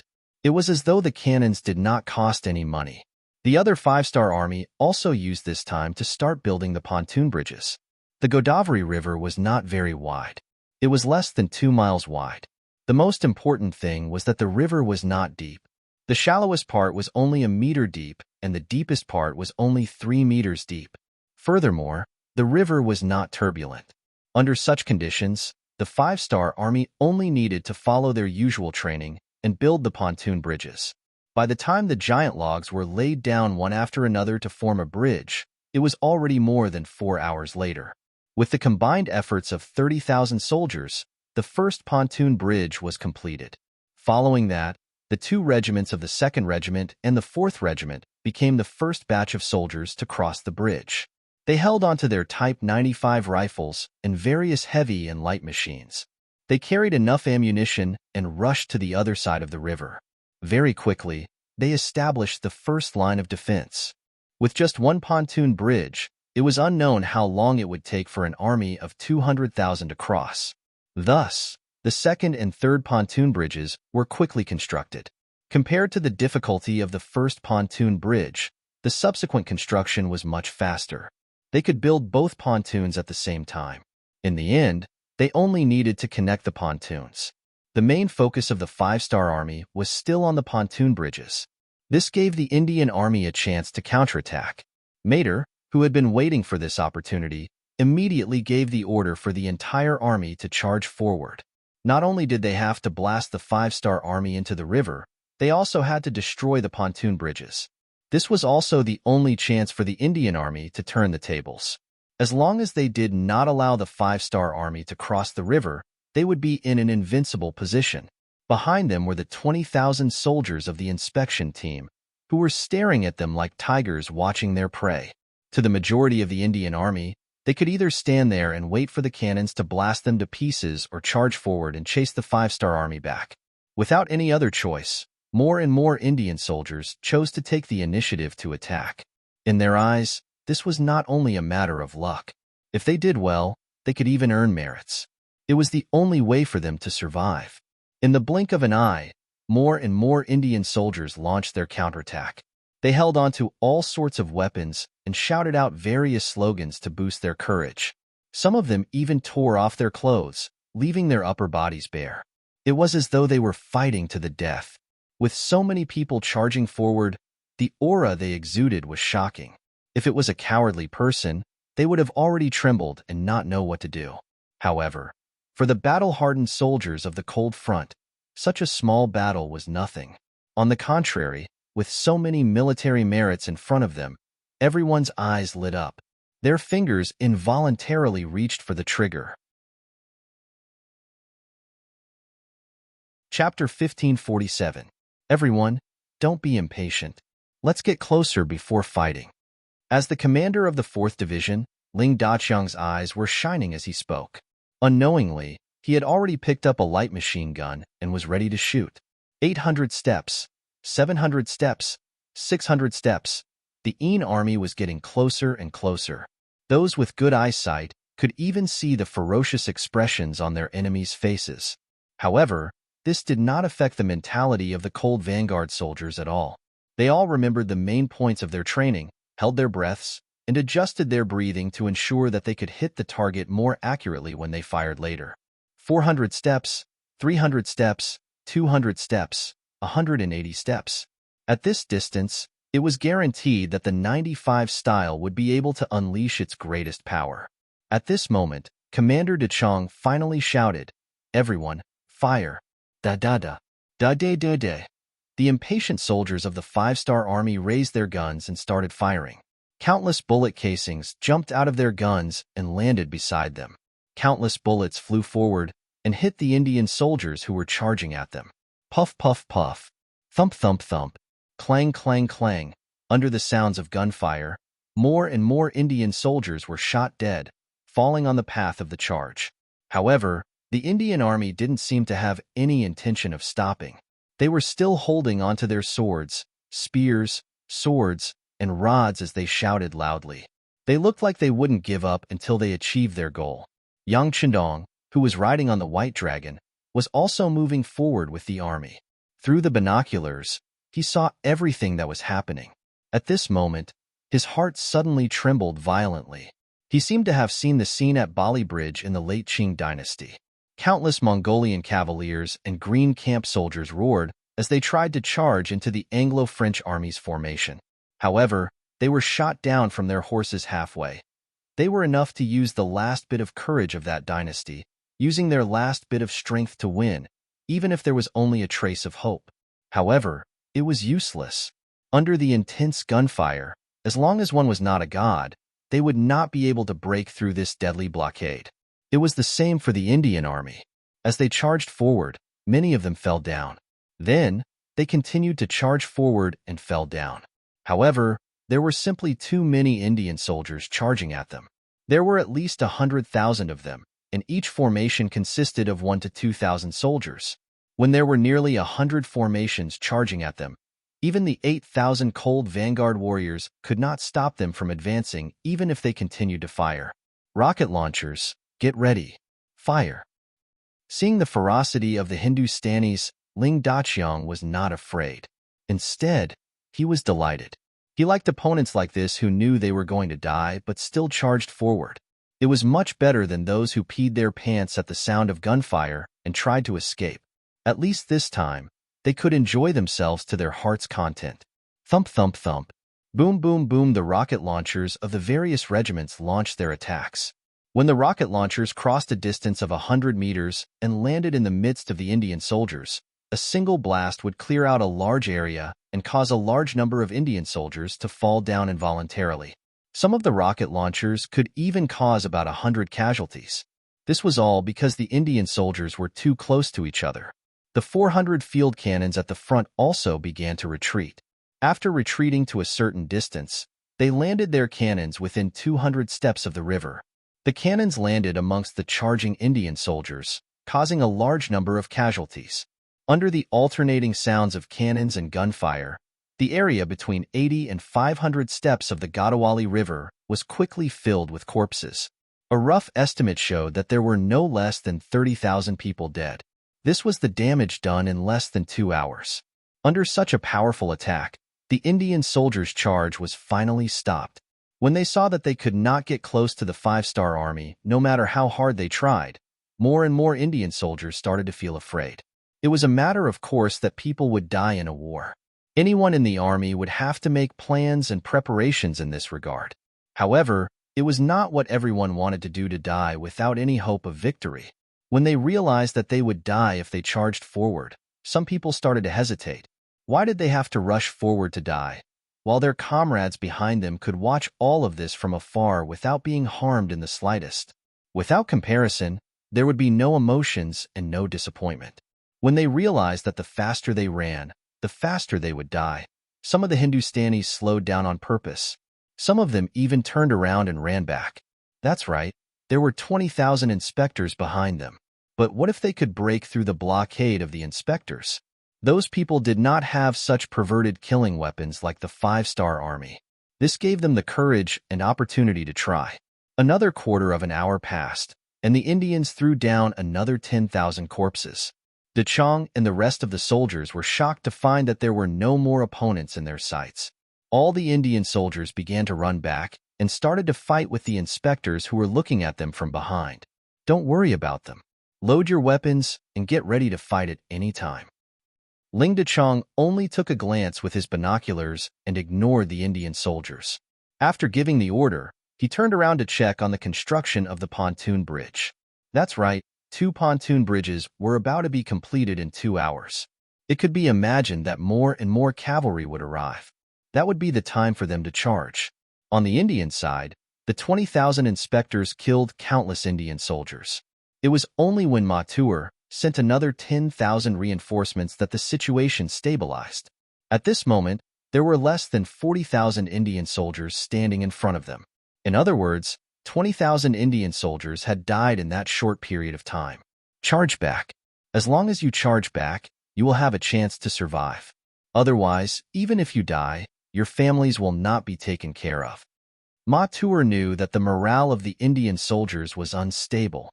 However, In order not to disappoint the king, he could only grit his teeth and persevere. Charging back meant death. Not charging back meant death. The only difference was that if one died, their families would be taken care of. However, the Indian soldiers had no choice but to turn around. Oh, or rather, it should be said that they had changed their direction. To them, the weapons in their hands were no different from fire sticks when compared to Long Feng's muskets. In fact, they were even inferior. They're here again. Seeing that the sky was about to turn dark, the Indian army turned around and prepared to charge at them again. Xiao Feng chuckled and said with a sense of satisfaction, "Cheer up, it's time for us to reap the harvest. Commander Xiao, give us a chance." Just as the 4 regiments of the Cold Front soldiers were prepared to fire at any moment, the commander of the 1st Cavalry Army, Tian Hu, and the commander of the new army, Su He, arrived behind Xiao Feng. Although the 3 of them held different positions, they were all lieutenant generals. In terms of status, they were about the same. Therefore, they were very polite when they spoke to each other. When the 2 commanders spoke to Xiao Feng in unison, he also felt a trace of pressure. "What? Have the armies of the 2 commanders already crossed the river?" Xiao Feng asked, not answering the question directly.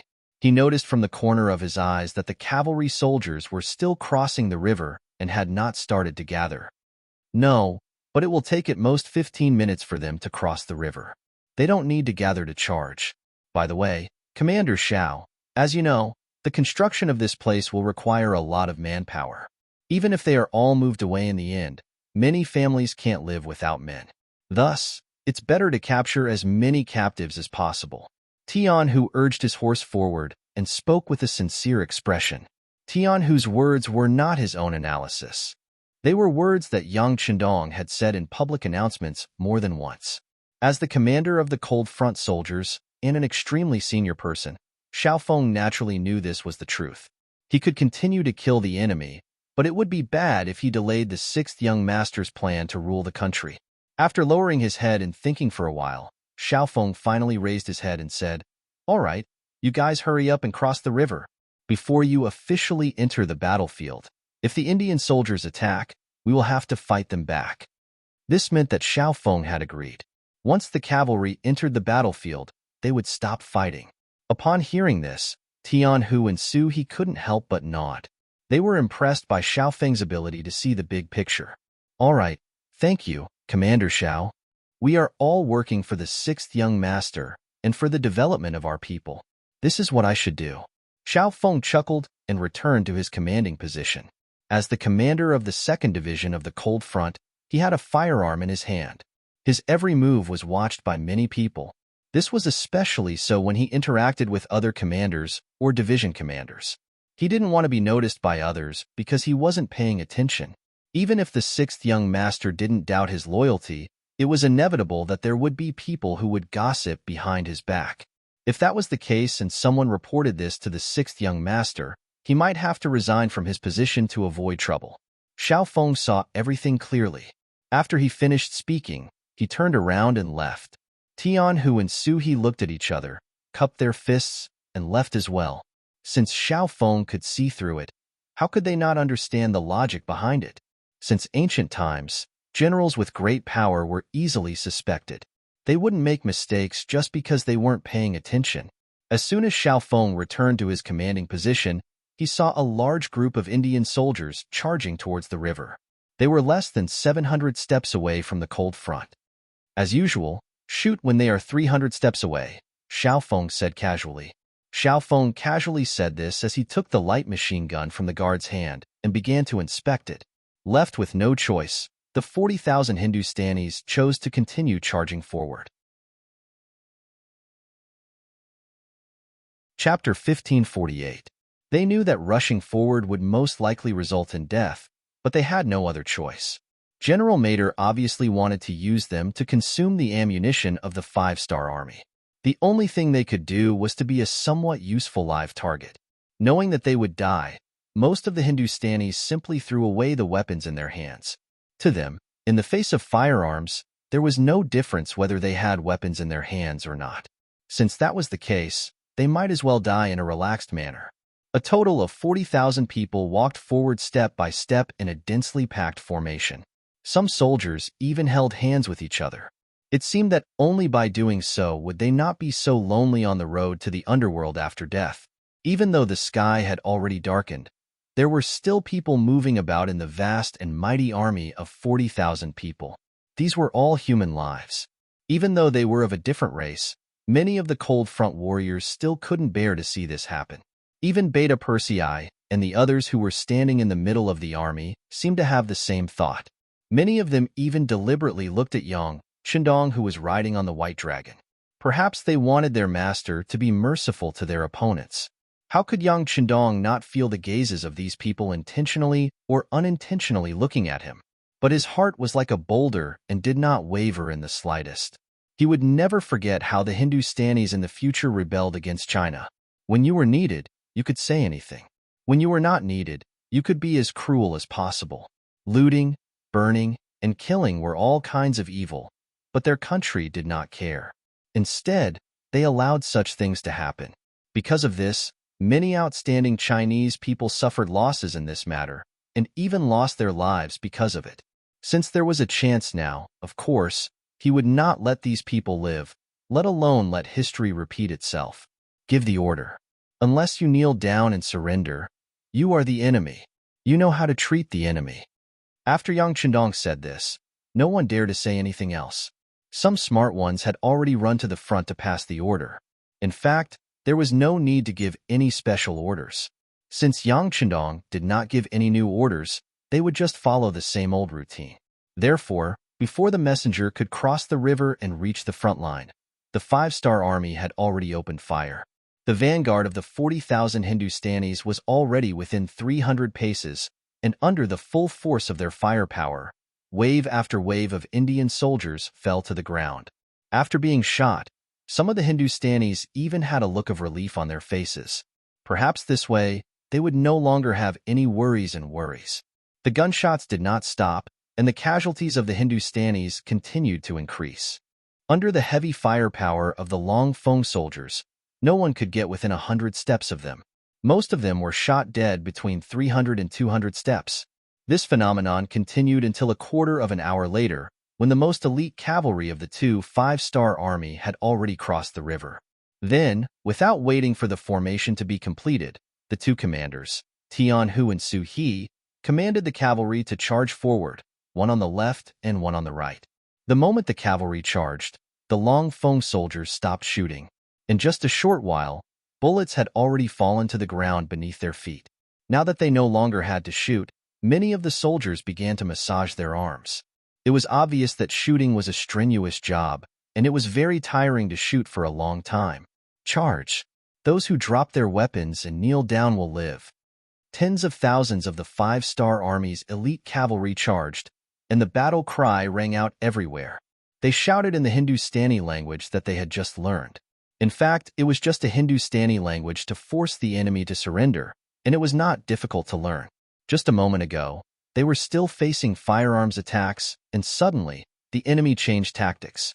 Many of the Hindustanis widened their eyes, and they did not know what to do. It was true that infantry was at a disadvantage against cavalry, but it was not to say that they did not have a chance. But when they wanted to fight back, they found that the weapons in their hands had been thrown to the ground at some point. At this time, how could it be so easy to find them in the dark? Run! Seeing that the Han cavalry was getting closer, many of the Hindustanis' faces changed. To them, they would rather be killed by a flintlock. At least they would die a quick death. However, if they were hit by a warhorse, it was very likely that they would not die immediately. Instead, they would have to suffer a lot. This was not what they wanted. The tens of thousands of Hindustanis were all panicking, and the originally orderly formation became very chaotic. Everyone turned around and ran. It was as if whoever was a step slower would suffer the pain of being trampled by 10,000 horses. In such a chaotic environment, how many people would seriously listen to the five-star army's slogans to surrender? Due to the cavalry's charge, the battlefield became even more chaotic. This greatly exceeded the expectations of Grand General Matu Air behind him. He did not deny that the infantry was sent to exhaust the five-star army's ammunition. He had seen the firearms that his king bought from the West, and he knew that it required a lot of gunpowder to fire. Once there was no gunpowder, the gun was no different from an ordinary stick. He hated the fact that the five-star army appeared and destroyed his artillery and firearms. Otherwise, he would not have to use manpower to exhaust bullets in exchange for a chance to win. However, who would have thought that the gunshots would stop? Just when he was thinking that the five-star army's gunpowder was about to run out, he suddenly saw the black shadow rushing back. Not only that, the ground under his feet began to tremble. What's going on? After Matuer exclaimed, he instantly thought of a possibility. Then he said in shock, "Not good. The five-star army's cavalry has already crossed the river. They are charging. Come, archers. Where are the archers? Prepare to counterattack." As he shouted, Matuer's eyes revealed a hint of joy. Although the cavalry was not easy to deal with, it was still better than the untouchable firearms. Once the Han cavalry's momentum was restrained, perhaps his opportunity would come. For example, he could push the enemy back and then take the opportunity to lead his troops to charge. With the Han cavalry's cover, the five-star army's firearms would not be able to fire casually. This would create an opportunity for him to rush to the river. This sudden turn of events had indeed caught many of the Indian generals off guard. But after hearing the great general's shout, many people calmed down from their panic. Then many of the soldiers picked up the bows on their backs and prepared to counterattack. In the dark, there was a limit to the accuracy of a bow and arrow. Unless it was a godly archer, the arrow that was shot out would most likely fly off to who knows where. Fortunately, they had enough soldiers. When the rain of arrows fell, even Ming would be able to deal a heavy blow to the five-star army's cavalry. It was a good idea, but they forgot one thing. That was, in front of the five-star army's cavalry, there were still tens of thousands of their own troops. Even though they had been suppressed by Long Feng for 15 minutes, there were still more than 30,000 people. This was not a small force. Because they did not want to be trampled to death by the cavalry, their retreat not only made it difficult for the archers to shoot, but also caused them to charge back into their own camp, causing even more damage. It was not a bad idea, but it had already become a reality. Under the pursuit of the cavalry, under the heavy sound of iron hooves, the Hindustanis desperately ran back. Even when they reached their own camp, they did not have any intention of stopping. Perhaps they did not want to be trampled to death, or perhaps they wanted to return to their own camp to seek reinforcements. But no matter what, they still charged back, causing damage to Matuer's defense and the archers' counterattack. It's a success. Everyone, attack. Extend the cannons and bring out those mortars as well. With the help of the binoculars, Yang Qindong saw the Hindustanis frantically running back and his own cavalry chasing after them. Although he could only see a rough picture in the dark, with his many years of experience, he believed that it was a success. Soldiers were defeated like a landslide. This was the scene in front of him. Once the situation on the battlefield became irreversible, even if they wanted to, it would be impossible to reverse the situation. When Beta Persei heard that they were going to use the mortars, how could he remain calm? He immediately agreed, turned around, and rode away. Not long after, the rumbling sound of cannons could be heard. This was not the self-made field artillery of the five-star army's military factory, but the sound of a 100mm mortar. In comparison, it could hit a distance of more than 10 miles and could kill people. The shells landed behind the Hindustani army, causing great damage and completely disrupted Matuer's previous arrangement. He always thought that a 6-mile bombardment was the limit of the five-star army. He thought that the place where he was standing was very safe. But who would have thought that there would be such powerful cannons? Seeing that the rear of the army had also been hit by the cannons and was in chaos, he said with a sorrowful expression, "Retreat. Retreat all the way back to Vidal City." The Hindustani army, who had been in a passive position, finally admitted defeat under the great power of the mortars and the five-star army's trump card. Fortunately, Matuer was decisive in his actions.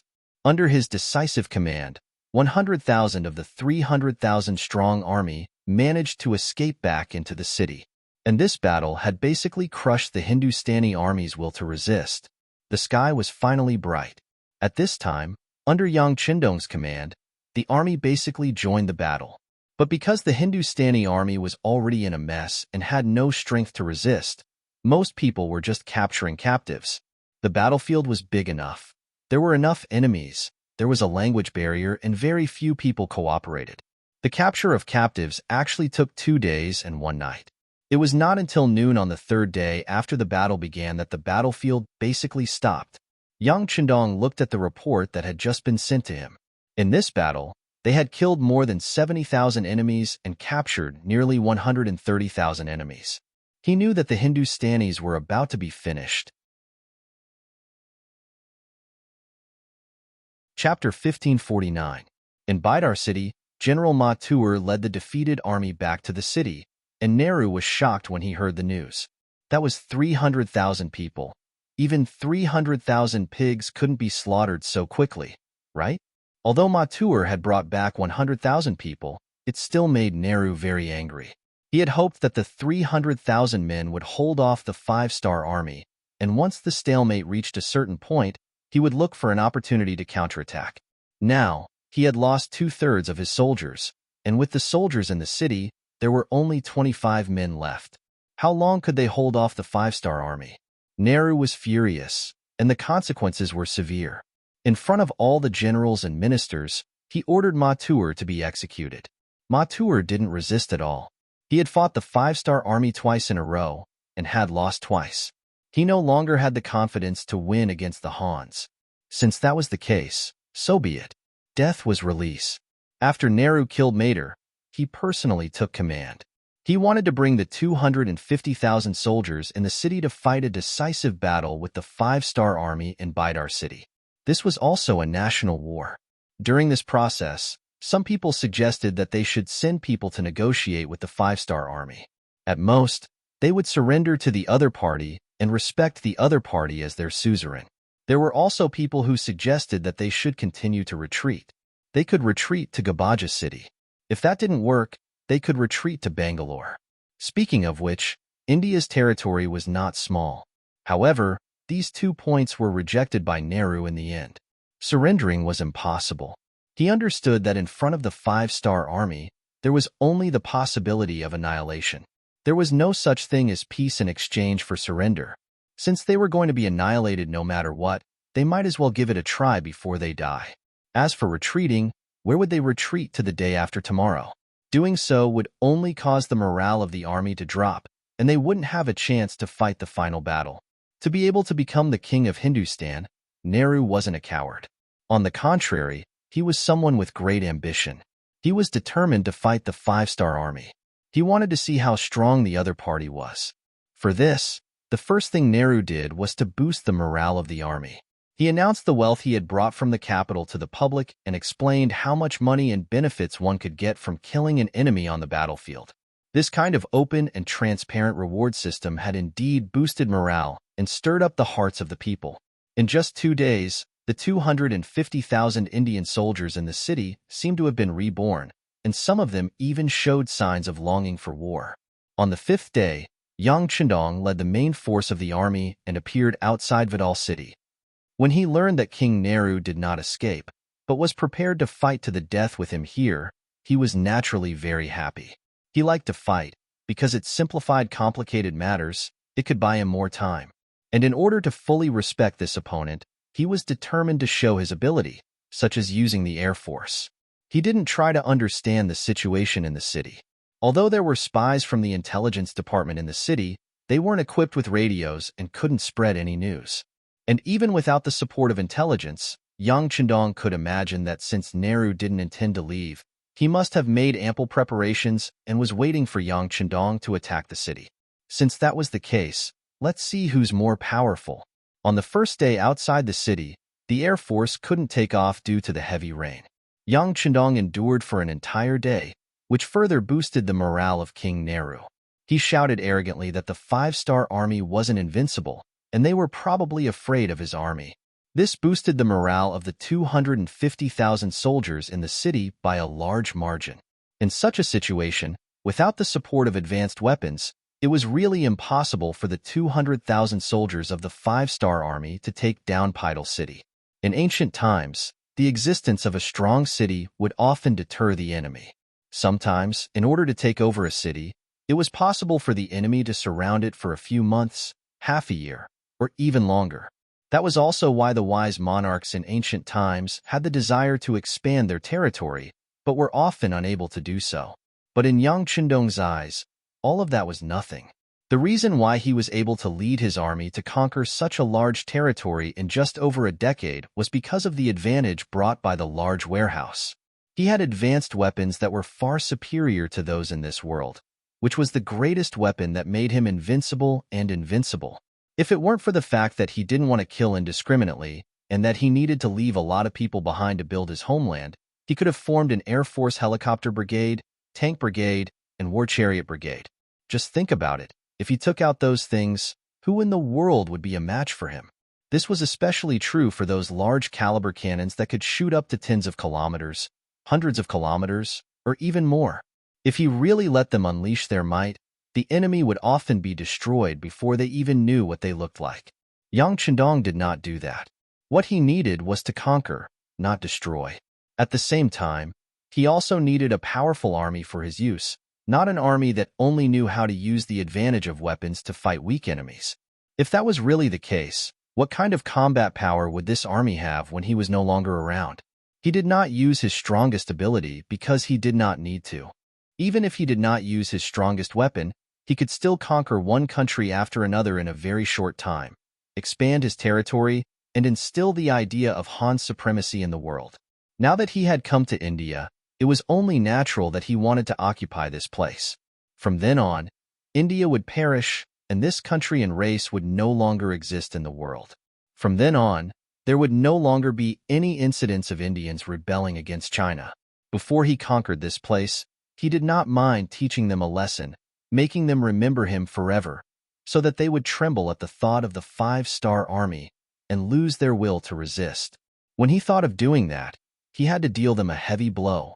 Therefore, on the morning of the third day, when the sky cleared up and the sun hung high in the sky, the Air Force set off with an order. Over 100 hot air balloons soared into the air above Bidar city. At this time, on the city walls of Bidar, countless Indians were waiting in formation. Beside them, there were many temporary wooden huts. They were all made up of huge wooden sleepers, which were the preparations they had made to defend against the cannons. From the words of the 100,000 defeated soldiers, they knew that the cannons of the 5-star army were extremely powerful and had a long range as well. Mater had lost in this aspect. Nehru came up with such a method after learning from the mistakes of his predecessors. Although it could not completely suppress the power of the cannons, at least when the cannons were fired, there would be a place to hide. Perhaps they could not avoid being injured or dying in battle, but it was better than nothing.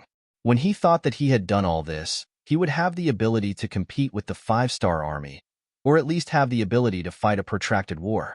But when he heard the exclamations of the soldiers and saw the hot air balloons that had appeared above the city without him knowing, he was still shocked.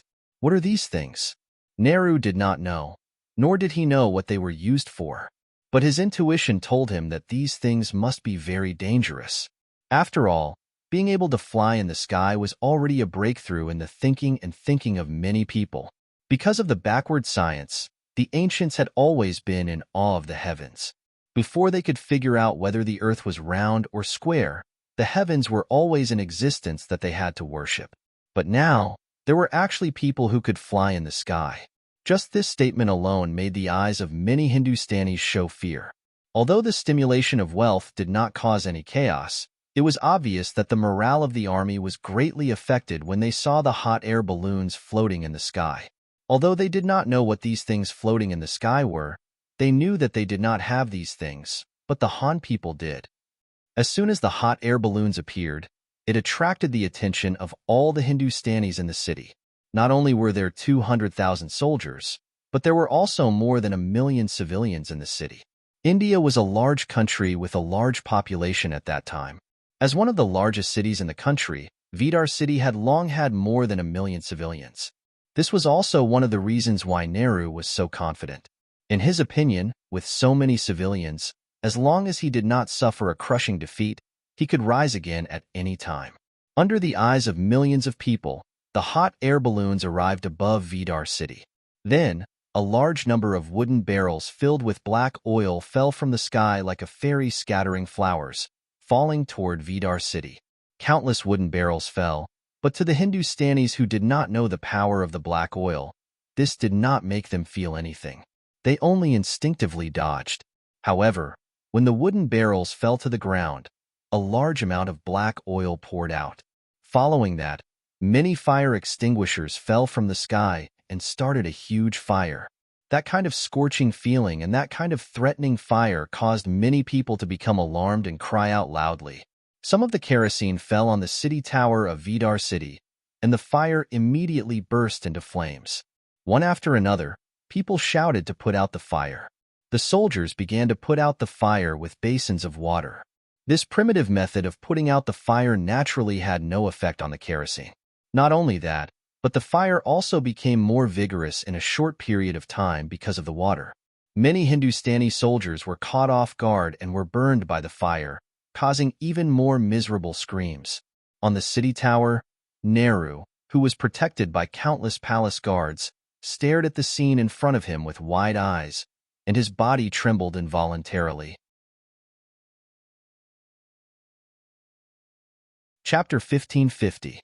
He knew that the five-star army would have cannons to pave the way, and he was prepared to sacrifice some of his men. However, he believed that in the end, the siege still depended on people. As long as they could hold on until the five-star army was blocked outside the city, it would be considered a victory. Under such a series of attacks, when both sides suffered casualties, the scales of victory would slowly tip towards him. After all, he was the king of India. If he was in trouble, the soldiers of other cities would not leave him in the lurch. Especially when they saw that he was in a stalemate with the five-star army, the possibility of them sending reinforcements would greatly increase. When that time came, the five-star army would not have any reinforcements. At that time, even if 2, 3, or even 5 people were sacrificed, the final victor would still be him. This was the reason why Nehru persisted until the end. He firmly believed that with the advantage of nearly 10 million people, he would definitely be able to drive the five-star army out of the country. However, he never expected that the other party would start a fire, and it was the kind of fire that could not be extinguished at all. Perhaps the fire would not hurt many people, but the impact on the morale of the army was unimaginable. When all the soldiers lost their fighting spirit because of the fear of the fire, the five-star army would charge at the right time. Who would be able to stop them? For this battle, he took out all his assets to reward everyone and raise the morale of the army. However, all of this was based on whether they could win and survive. And if they died in battle, what was the use of all the wealth? At this moment, Nehru finally felt fear. He did not know if the five-star army had any other means that they had not used yet. Just a big fire had already left him at a loss. What would he do if there were other ways to attack? The fire continued to light up in the city and could not be extinguished. Anyone who came into contact with the flames would either die or be seriously injured without exception. It did not take long for the city to turn into a living hell. On the other hand, the five-star army outside the city had no intention of attacking the city at all. On the contrary, they set up a formation to prevent the Hindustanis from launching a counterattack in desperation. After that, they began to cook. It didn't take long for the aroma of meat to drift into Vidal city.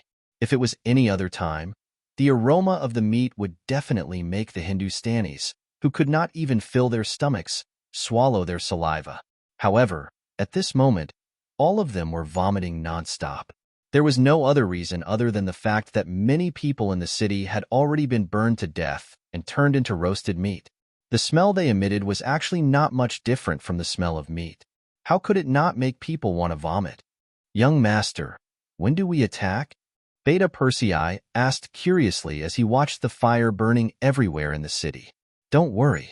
This Nehru clearly wants to fight us to the death. How can we let him have his way? Let's burn it for a few days first.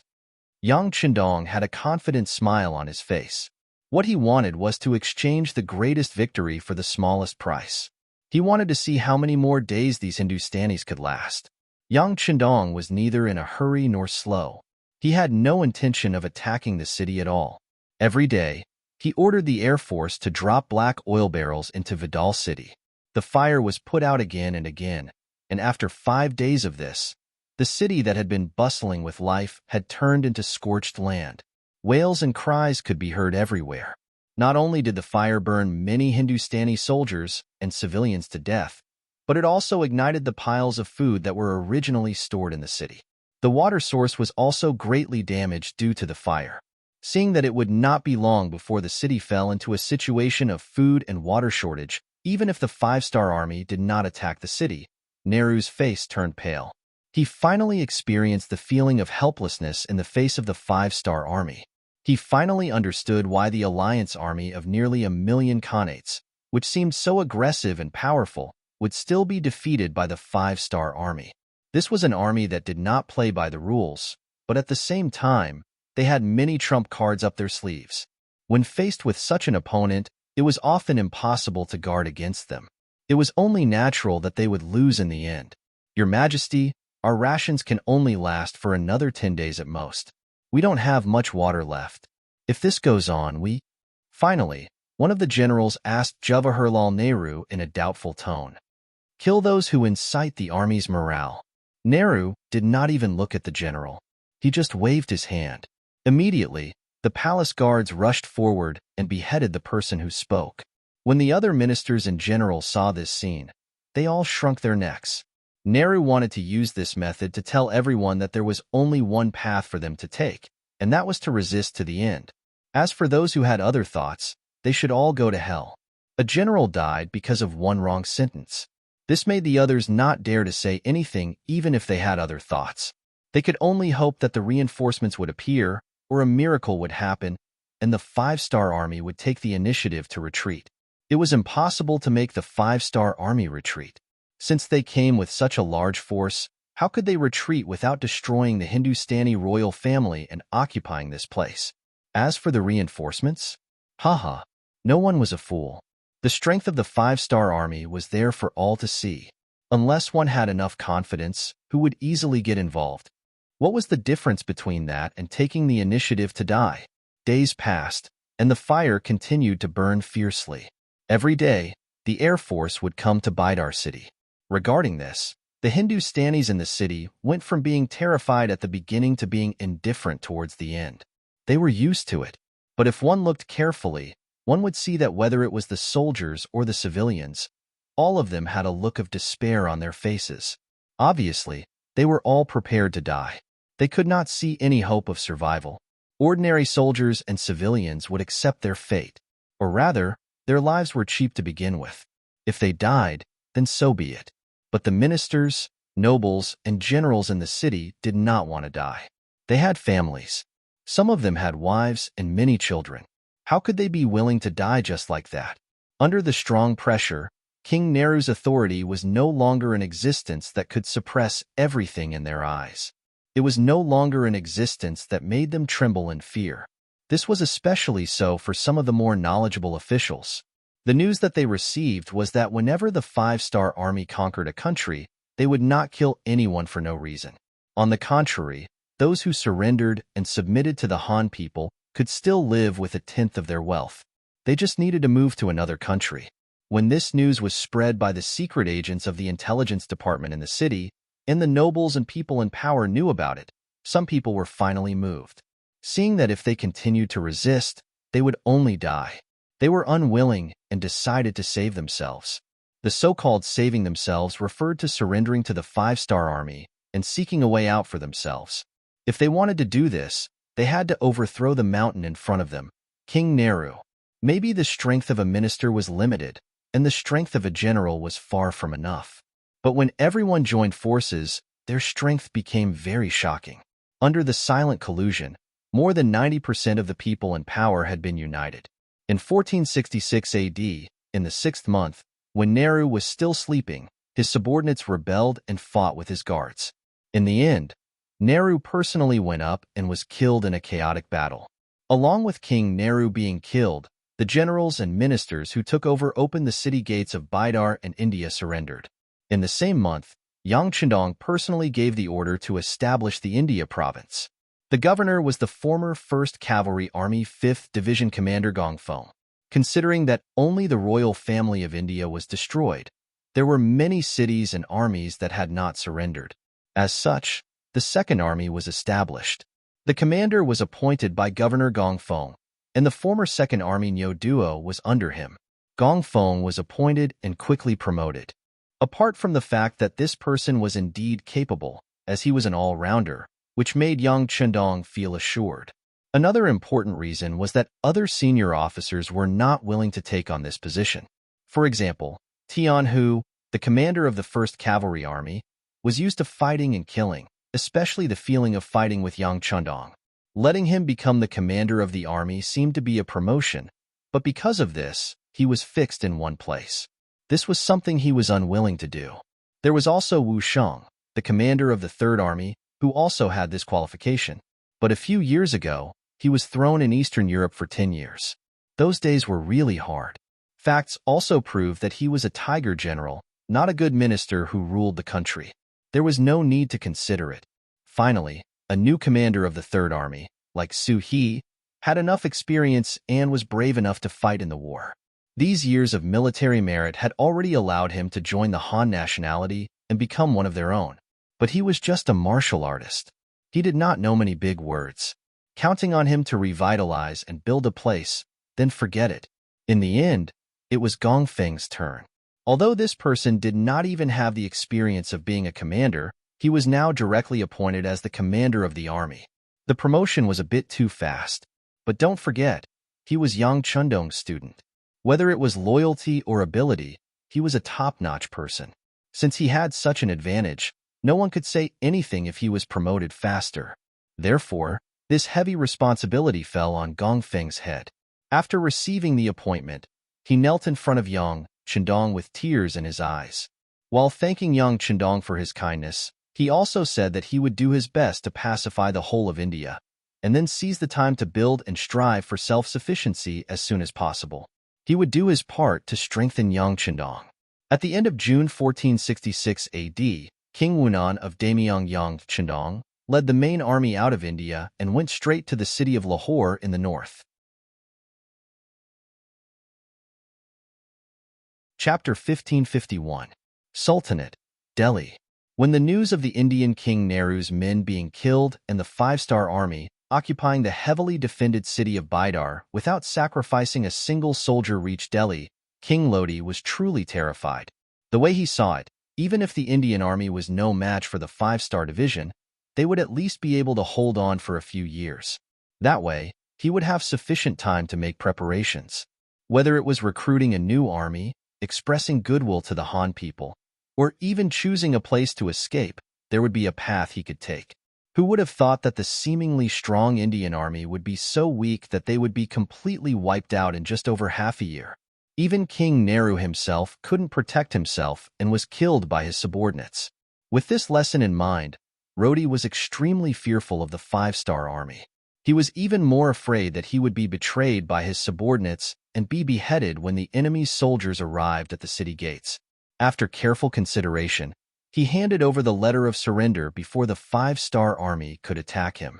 He was willing to hand over the entire Delhi Sultanate to King Wunan of Damyang.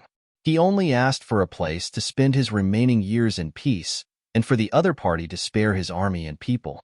By the time Yang Chendong arrived at Lahore after spending nearly 2 months, the Sultan's letter of surrender had also arrived. Yang Chendong, of course, accepted it with a smile. He then led his army straight into the Sultanate and entered the capital of Delhi. Outside the city gates of Delhi, Rodi changed out of his royal robes and wore the plain clothes of a commoner. He knelt in front of the city gates and handed over the king's seal and the tiger-moving seal to Yang Chendong in front of all the officials and commoners. He stayed in Delhi for 5 days and comforted Rodi. He also said that he would send him to Chichen City, where the weather was pleasant and the living facilities were good. It was the best place to spend his remaining years in peace. After that, he met with some of the officials in the country and won over many of their hearts. In the 9th month of 1466, he led the main force of the army out of Delhi, passed through Kanauj, Jabuna River, and arrived at the border city of Benares. His army then arrived at the border city of Sadpur in the Barangi kingdom. At this time, the nobles of Bangra were also panicking. India was destroyed and the Delhi Sultanate surrendered. The situation had changed so quickly that it was beyond their expectations. If it was half a year ago, who would have thought that the five-star army would be so powerful that even the barriers behind them, India and the Delhi Sultanate, which they thought were the safest, had been taken down one by one. Now, Bangla, who was originally at the rear, had become the front line. They had to face the five-star army head-on. Did they have the ability to do so? Before the main force of the five-star army could do anything to Sadpur city, two different voices were heard in Dhaka city. One wanted to surrender, while the other wanted to fight. Most of them were descending. It was clear that Bangla, with a population of less than 3 million and an area much smaller than India, was truly afraid. They might be able to take advantage of the fact that the five-star army was not paying attention to them to take advantage of them. However, when the five-star army treated them like a piece of cake and wanted to deal with them, their fear would appear in their bones. As the king, Abdul's power was not completely centralized. The power he inherited from his father, Muradin, was not complete. There were even some voices in the country that looked down on him. Him sending troops to Myanmar was also a means to divert everyone's attention. He hoped to use this opportunity to win a few battles to lay his foundation and let everyone know that he was not inferior to his father. On the contrary, he was even stronger. His train of thought was correct. Usually, a new king would use some external methods to settle internal matters and achieve the goal of centralizing power. However, the bad thing was that they should not have chosen the five-star army as their opponent. Now that they had attracted the attention of this lion, even Abdul was afraid. After learning that the Sultanate had surrendered, Abdul immediately wrote a letter to General Rajiv, who was fighting in Burma. He explained the situation at the rear and asked him to ask for help from the great Ming dynasty's third provincial king, Zhu Huiyun. No matter what, he had to help him. Otherwise, with Bangla's strength, he would not be a match for the five-star army, who had the strongest firearms. Unfortunately, after writing the letter, it was like a stone sinking into the sea. There was no reply. It was not that Rajiv did not inform Zhu Huiying. Instead, it was that Zhu Huiying could not even protect himself. How could he have the strength to support Bangla? Previously, the matter of the two sides working together to divide the Yang faction's territory seemed like a joke now. Perhaps Abdul trusted Zhu Huiying too much and fell for his trap. He attracted such a powerful enemy like the five-star army. It could be imagined that since they were the ones who made the first move, it was time for them to return the favor with a kick. It was just that Yang Xie's territory was big, and his strength was strong. He could take a few kicks like nothing happened, but Bangla was too small. How could they withstand a kick from the five-star army? Tell Zhu Huiyun that if he doesn't send reinforcements, I will also surrender to the five-star army like the Sultan. At that time, I will also tell King Wu Nan of the Great Ming dynasty about his previous promise. He can just wait to be burned by the flames of anger. Abdul, who was furious, said sternly to the newly sent messenger. He just wanted to put on a threatening appearance. If he did not do so, he was afraid that Zhu Huiying would not help him with all his strength. But what Abdul did not expect was that this threat would cause him to lose his life in the end. On the 7th day after he sent out the new emissary, a group of relatively short and serious people came from outside the palace of Bangra. When they appeared at the back door of the palace, they were welcomed in. The palace that was usually tightly guarded was now like an open park in front of these people. There were no secrets to be kept. That night, it was these people who changed into night clothes and quietly appeared outside King Abdul's palace.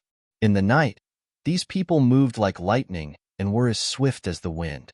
The 20 palace guards waiting outside were not even a match for these people in black. In less than half an instance's time, they were all killed.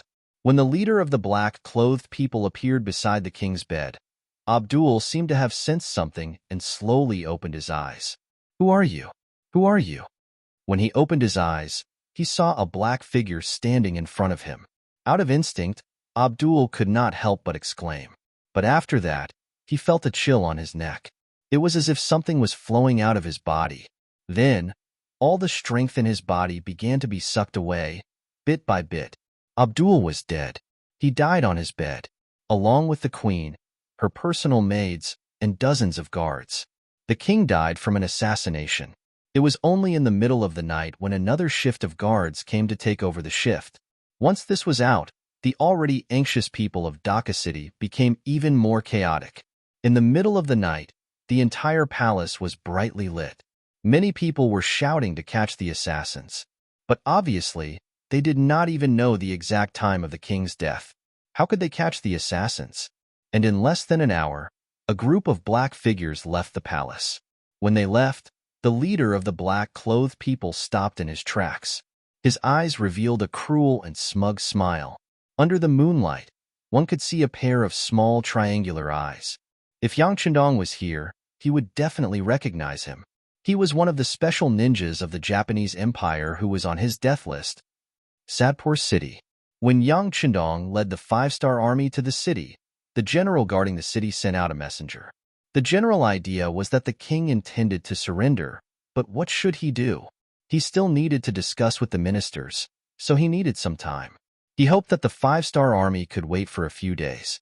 Facing the messenger, Yang Chendong did not feel anything wrong. India was destroyed just like that. The king of India died because of it. Then, the king of Delhi Sultanate surrendered. Now, it was Bangla's turn. It was reasonable for them to choose to surrender. Yang Chendong could understand the situation. He told the messenger that he could wait for a few days. He didn't even threaten the other party to not play any tricks. Facing the 5-star army, who had absolute strength, delaying the battle for a few days wouldn't have any effect. So he wasn't worried that the other party would play such tricks. It should be that Abdul really needed time to discuss with the ministers. After all, the surrender of a country was not a small matter for a country. While waiting, 7 days passed. Sadpur city's defense became even tighter. There were also many soldiers on the city tower. Although they knew that their arrows couldn't hit the 5-star army's camp 5 miles away from the city, the soldiers still drew their bows and put on an attitude of, if you dare to come, I dare to shoot. The situation suddenly became tense. This naturally didn't escape the eyes of the scouts. When the situation was reported back to Yang Chendong, he was also confused. He couldn't understand why Bangla's soldiers suddenly became tough. Could it be that they have something to rely on? This doubt was quickly solved. Just like the intelligence personnel in India, the intelligence personnel in the small country of Bangla also didn't enjoy the treatment of having a radio station. So they used people to transmit the news, which made the news less effective. But in the end, the result was still in front of Yang Chendong. Abdul was assassinated. The king of a country was assassinated. It was no wonder that the soldiers of Bangla were so nervous. Who did it? After seeing this news, Yang Chendong's always confident eyes flashed with ruthlessness. Chapter 1552. The assassination order was definitely not given by him, and without his order, no one would dare to do it. Moreover, to assassinate the king of a country in a heavily guarded palace without being discovered afterwards was not something an ordinary person could do. Even in the entire Yangtze, even the spies of the intelligence department's action team couldn't do it. Only people like the Wolfang Special Forces, who have been specially trained in beheading operations, could do it. Of course, the high-level ninjas of the Japanese Empire could also do this if they had an insider.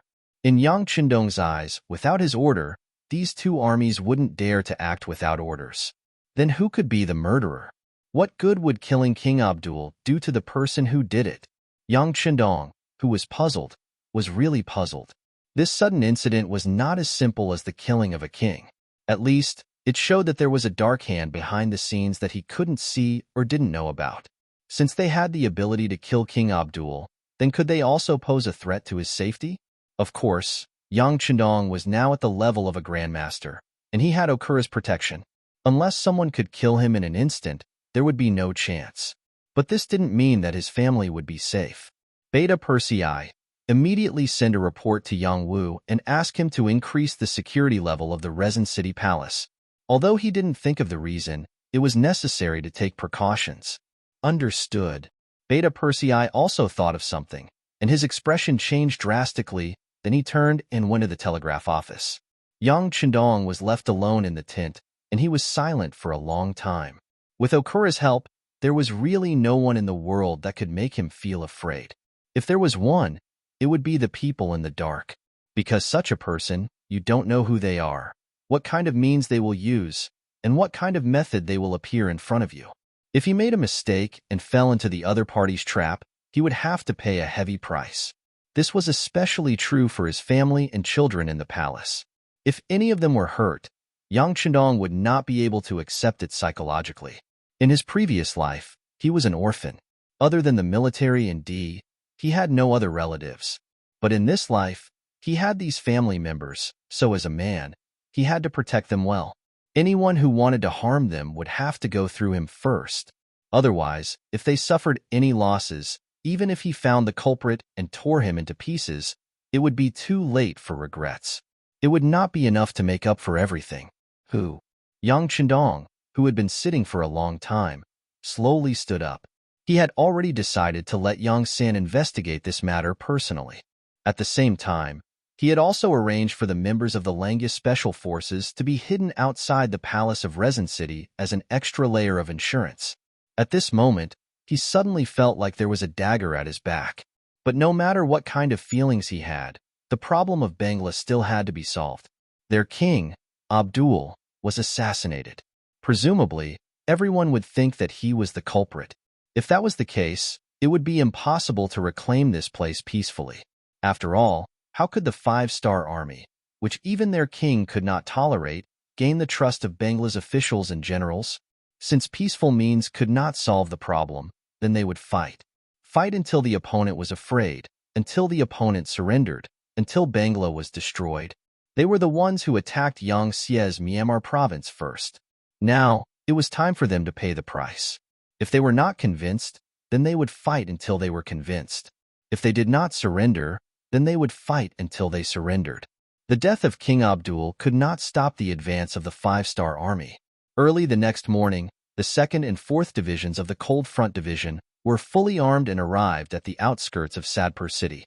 When they were 3 miles away, the cannons roared and shells whizzed through the air towards the 5 city towers. After a round of cannon fire, the city walls collapsed.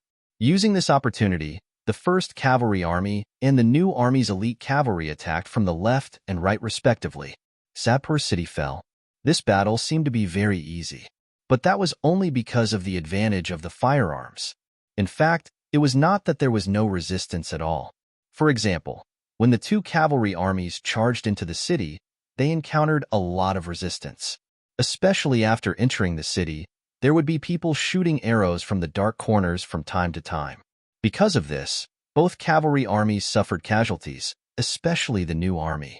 Just after entering the city, the number of soldiers killed and injured exceeded 2,000. For the new army, this was already a defeat. Such a large number of casualties made them too ashamed to face anyone, let alone report the losses to Yang Chendong. But how could Yang Chendong, who always had full control of the army, not know? After listening to Beta Persei's report, he only replied with a cold expression, understood, although it seemed like there was nothing else to say. In the following siege battle, the artillery fire of the Cold Front Division became even fiercer. Not only that, the Air Force was also used. Fire burned the various cities belonging to Bangra. It was as if wherever the army went, there would be wails, corpses, and scorched earth. This was Yang Chendong's revenge for the resistance of the Bangra people. Weren't you willing to shoot arrows from the back? Fine, I won't even give you the chance to do so. When are you going to blow up the city and burn it again? Only when you have no place to hide will we enter the city. Not only that, along the way, the Bangra generals who resisted the 5-star army were all skinned alive and wrapped in grass. No matter if it was a dead general or a living general, it was the same. In this battle, the 5-star army had shown their cruel side, completely changing the image of the Han people in the eyes of others. They were magnanimous and kind. Yang Chendong never showed mercy to his enemies. Yang Chendong always said to everyone that if one repaid evil with good, how would one repay good? If you are not kind, I will not be righteous. If you can do it on the 1st day, I will do it on the 15th day. In the end, let's see who is afraid. The kindness of the Han people had always been given to those who had the intention to correct their mistakes and were kind-hearted. As for those kind and black-hearted jackals, forget it. Against them, Yang Chendong had plenty of hunting rifles in his hands. Regarding Yang Chendong's decision, None of the generals in the army objected. Firstly, they were used to seeing life and death, and knew that being kind to the enemy was being cruel to oneself. They knew that if the enemy was not eliminated, it would be harmful to oneself. Secondly, this time, it was Bangra who attacked Myanmar first, so it was time to teach them a lesson. It was like when someone punched you, but because of the limited strength, the punch did not kill you. Now that it was your turn, of course, you had to use as much strength as you could. Thirdly, which was also the most important point, everyone trusted Yang Chendong. Over the years, his position and authority in the army was unchallenged. His words were like the truth, and everyone was used to obeying. With the above 3 points, Yang Chendong's orders were naturally carried out with all their might. However, just because the army did not have any objections, it did not mean that the civil officials did not have any opinions. For some reason, this matter spread to Chichen City, as well as some other provinces under Yang Xie's control. It attracted the opposition of some officials and a few scholars. In their view, the Han people were the masters of the world. Since that was the case, they should have a tolerant attitude towards their friends. Especially those who had not been enlightened, they should be more reasonable. Once they knew the etiquette, they would not go against the Han army. What's more, this time, it was Abril who was assassinated first. As his subjects, it was normal for them to retaliate. These rumors were also gathered by the intelligence department and reported to Yang Chendong. This made Beta Persei, who was on the side, curse on the spot. These scholars, to think that they keep talking about those who know the truth and the sage's principles. Don't they even know right from wrong? That bullshit King Abu was not killed by us at all. He was about to surrender. How could we kill him? It was obvious that someone was trying to frame him. How can these people be the accomplices of a villain? Yang Chendong agreed with Beta Persei's words. It was impossible to say that he was not angry. He was fighting and killing on the front lines, risking his life at all times to bring glory to the Han people and let them live a good life. Now, they had taken advantage of him and were still acting obedient. What magnanimity, they really did not know fear. With anger in his heart, he curiously looked at the list of names from the intelligence department. He wanted to see who was on it and who he was familiar with. Not to mention the list, he really saw a few familiar faces. For example, the Deputy Minister of the Ministry of Ethnic Affairs, Dong Chuanfu, and the Deputy Director of the Ministry of Grain, Yan Lianshui. These two people, because their positions were not low and their positions were very important, their names left some impression in Yang Chendong's heart. As for the others, he didn't care.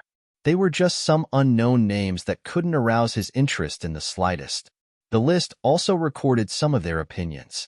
The most important thing was that they were the Celestial Empire and were a country of etiquette, so they should help some small countries. How could the army do such a cruel thing? Yang Chendong only laughed coldly at this.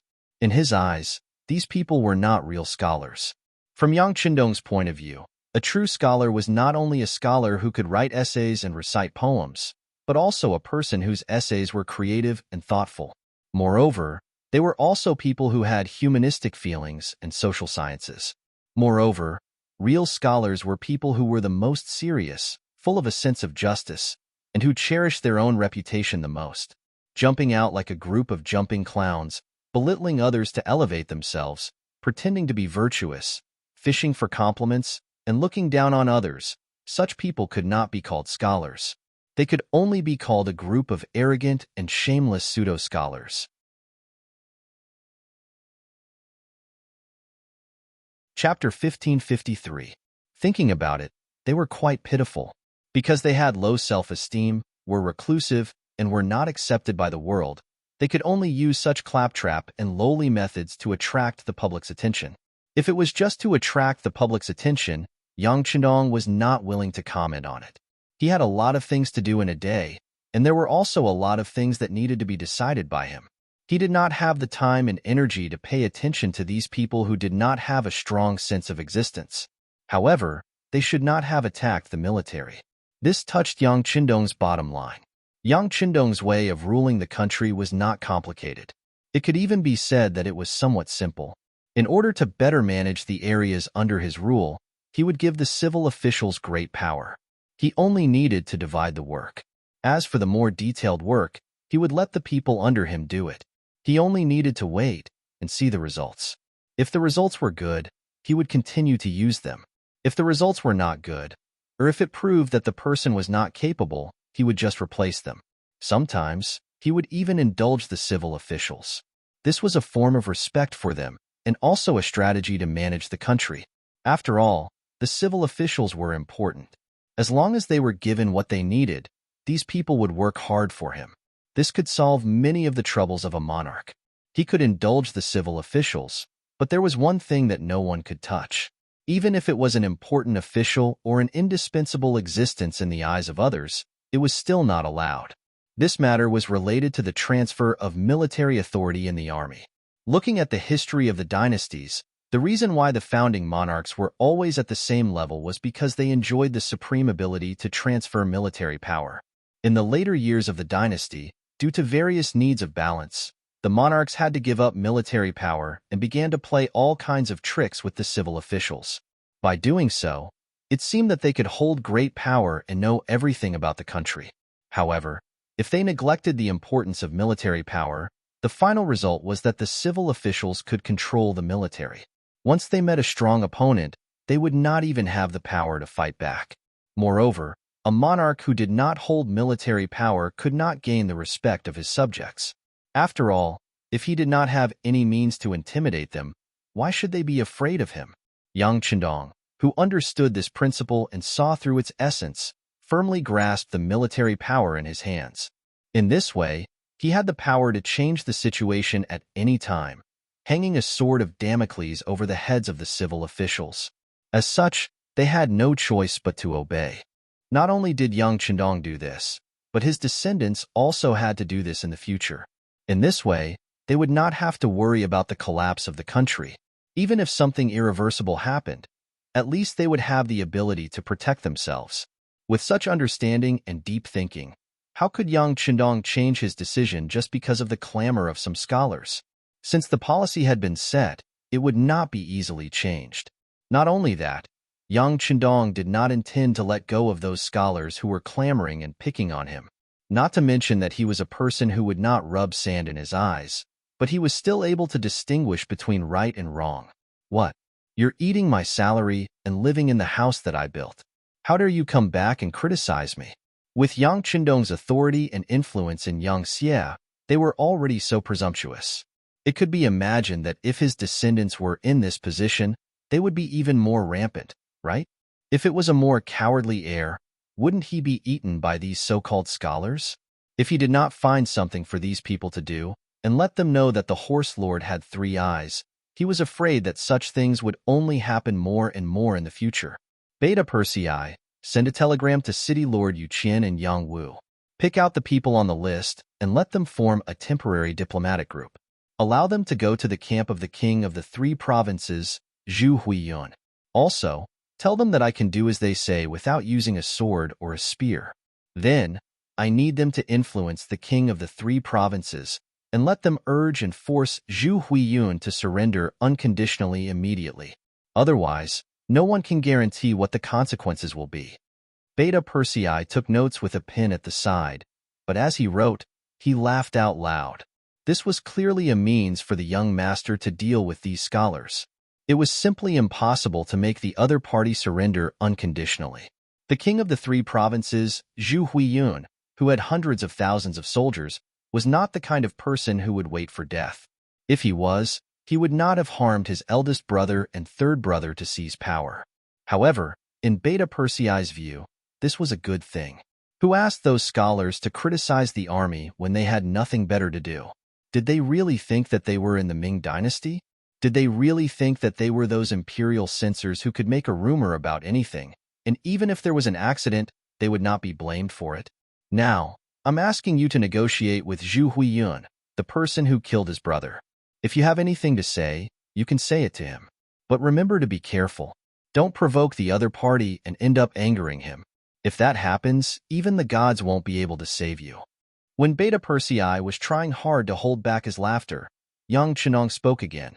Send a telegram to Deputy City Lord Luan Shaochen. Tell him to keep an eye on this matter. If anyone on this list dares to not go, they will be stripped of their official position and will never be employed again. Their descendants will also not be able to be officials for 3 generations. Yang Chenong was worried that these people would play tricks when they saw the real move, so he came up with such a punishment system. Don't underestimate these so-called scholars who boasted of being virtuous and virtuous. Pick out one of them and put them in the future, they would all be at the level of emperors. Especially when it came to pretending to be dead, they were all top-notch experts. If they didn't set some bottom lines, they would really come up with all kinds of tricks. The telegram flew straight to Crimson City and soon appeared on the desk of the City Lord of Crimson City, Yu Qian. Not only that, but Deputy City Lord Luan Shaochen and Yang Wu of the Yang family also received the same telegram. The telegram was made public and had no intention of keeping it a secret. In just half a day, the news had spread everywhere. Dong Chuanfu, who was named in the telegram, had a gloomy expression on his face. In his office, Yin Lianshui, the deputy director of the grain department, was crying and complaining with tears and snot running down his face. Elder Dong, they clearly don't see eye to eye with us. They think we're talking too much and want to make an example out of us. As our leader, you must speak out against it. I don't want to face the king of the 3 provinces. I heard that this person even killed his brothers. He's a demon king. Yin Lianshui fully displayed his acting skills as an award-winning actor. His face was full of pitiful, and tears flowed freely from his eyes. Those who didn't know would think that he had suffered a great grievance. When he said this, Dong Chuanfu's face became even uglier. What did he mean by being the leader? He wasn't going to take the blame for this. Thus, he said coldly, Deputy Director Yin, pay attention to your status. This matter was voluntary from the beginning to the end. No one forced anyone, let alone being the leader. After this reminder, Yin Lianshui realized that he had said something wrong and quickly corrected himself. Yes, Elder Dong is right.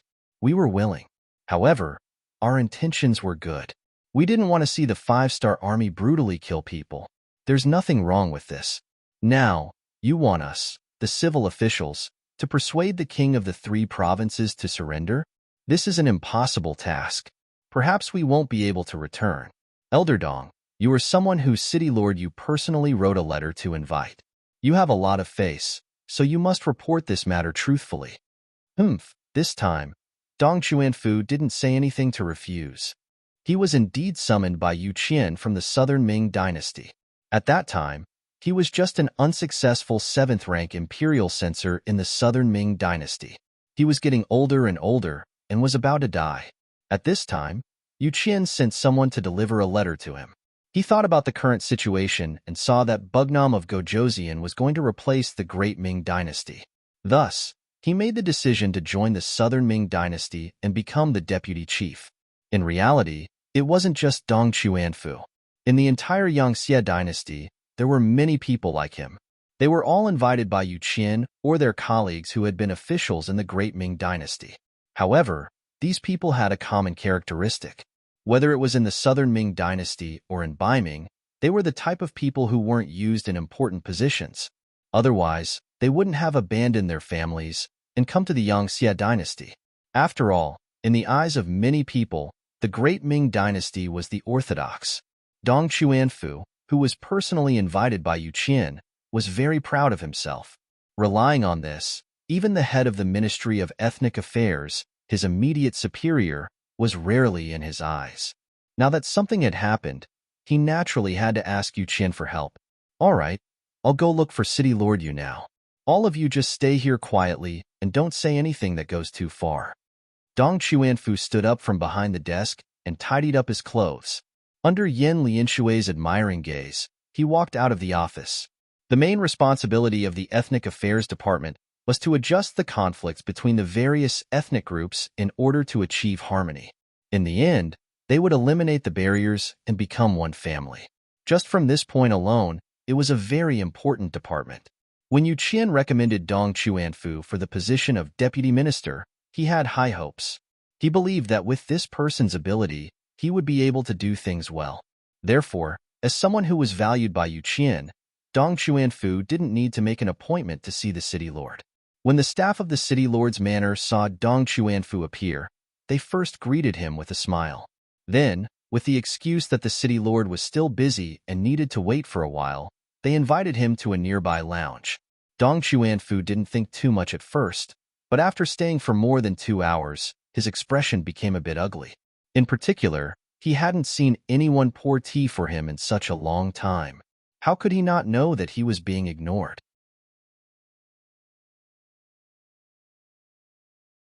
Chapter 1554. Thinking about it, he was just called by Yang Chendong. Although on the surface it was said that he was entrusted with an important task, anyone with a clear mind could see that there was clearly a problem. At this time, who wouldn't stay away from him? How could anyone take the initiative to approach him? This was the official scene. When he was proud, he was surrounded by flowers. When he was frustrated, he was surrounded by holes. Sigh. After a sigh, Dong Chuanfu knew that his situation was a bit dangerous, but the more it was like this, the more he had to find Yu Qian and argue with him.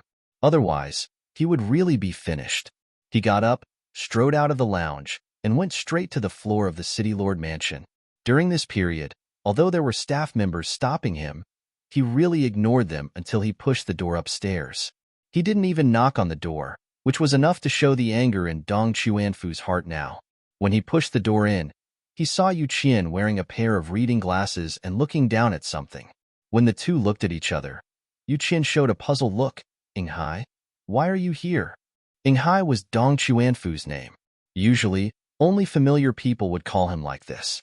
When Dong Chuanfu saw Yu Qian's stunned expression, he knew that the people below must not have reported his arrival. Thinking that it was not that Yu Qian didn't want to see him, the anger in his heart also subsided a lot. However, the staff behind him, seeing Dong Chuanfu break into the city lord's office without any etiquette, couldn't help but show a helpless look on his face. He seemed to want to explain something to Yu Qian. These staff members of the city lord mansion had long been convinced by Yu Qian's feelings and work attitude for the country. This time, they also knew that Dong Chuanfu came to ask for help. In order to reduce some pressure on Yu Qian, they acted on their own initiative and didn't want to arrange a meeting. Who was Yu Qian? His brain was very flexible. No one said anything, just the situation in front of him. He guessed most of it. He also knew that the staff members were doing this for his own good. But since he was here, he couldn't just kick him out. He had to see him anyway. So he waved his hand and said to the staff members, "You can leave. I will have a good chat with Inghai." The staff had no choice but to withdraw, but there were still some discerning people who went to the office of the deputy city lord, Wan Shaochen, on the lower floor. After the office door was closed, Yu Qian stood up and personally poured a cup of tea for Dong Chuanfu. Then, he sat down on the sofa in the reception area. "Inghai, you already know?" In public, Dong Chuanfu raised his head and wanted to say something. However, Yu Qian waved his hand and said, "Inghai, you were too reckless this time. You don't know what happened at all. You just listened and believed some things that you shouldn't have said. Now that the king is angry, the consequences are very serious." Since Yu Qian had spoken such serious words, Dong Chuanfu's face immediately fell. He just wanted to make his presence known and increase his fame and influence. One had to know that he had often used this method in the Great Ming and Southern Ming dynasty. Usually, you would only be promoted if you had enough influence. Then, you would have a smooth career path. However, he never expected that the same method would lead to such a disaster in Yangxie. It would be a lie to say that Dong Chuanfu didn't regret it. Therefore, he opened his mouth and said, "In public, I know my mistake. Please save me." Sigh. Yu Qian, who had always taken good care of his colleagues, shook his head helplessly. This time, when such a thing happened, Yang Chendong didn't send a telegram to the city lord's residence to deal with it. Instead, he directly explained the way to deal with it. Moreover, he also informed Yang Wu and Luan Shaochen. This made it impossible for him, the city lord, to say anything. Who was Yang Wu? He was one of the 5 generals of the Yang family. The entire Bugnam of Gojoseon Palace's security was in his hands. It wasn't an exaggeration to say that when Yang Chendong wasn't in Qiqian City, all the people who were loyal to Yang Xie had to listen to him. Sometimes, his words were even more effective than the city lord's residence. Who was Luan Shaochen? He wasn't just Yang Chendong's brother-in-law. He was also a two-time provincial governor and had more than 10 years of experience in governing a place. His ability wasn't inferior to Yu Qian's. If it wasn't for the fact that he was still young and didn't have enough experience, he might even be able to replace Yu Qian's position as the city lord. Even so, Wan Shaoqian was seen as the most popular candidate to succeed Yu Qian. Once Yu Qian was old and had to retire, it would be time for this person to take over. It was to the point that some of the young staff in the city lord's residence looked to him as their leader. With the help of these two people, Yu Qian didn't have much room to maneuver. In addition, he was also leaning towards Yang Chindong's decision. What happened at the front, most people at the back only had a rough idea. However, for someone with a high position like him, he naturally knew a lot more details. Someone killed King Abdul of Bangla and framed the five-star army for it. In the following battle, the entire country retaliated, which caused Yang Chindong to be angry. He also didn't want his soldiers to be hurt by hidden arrows, which was why he carried out such a cruel massacre. In the end, this was a military strategy. Everyone wanted to obtain the most benefits with the least losses. It wasn't clear who was right or wrong. But now, someone actually went to command the five-star army and blamed Yang Chindong. And the person who blamed was Yang Xie's subordinate. It would be strange if Bugnam of Gojoseon wasn't angry, since he knew the cause and effect of this matter. Whether it was for public or private reasons, Yu Qian wouldn't stop this matter.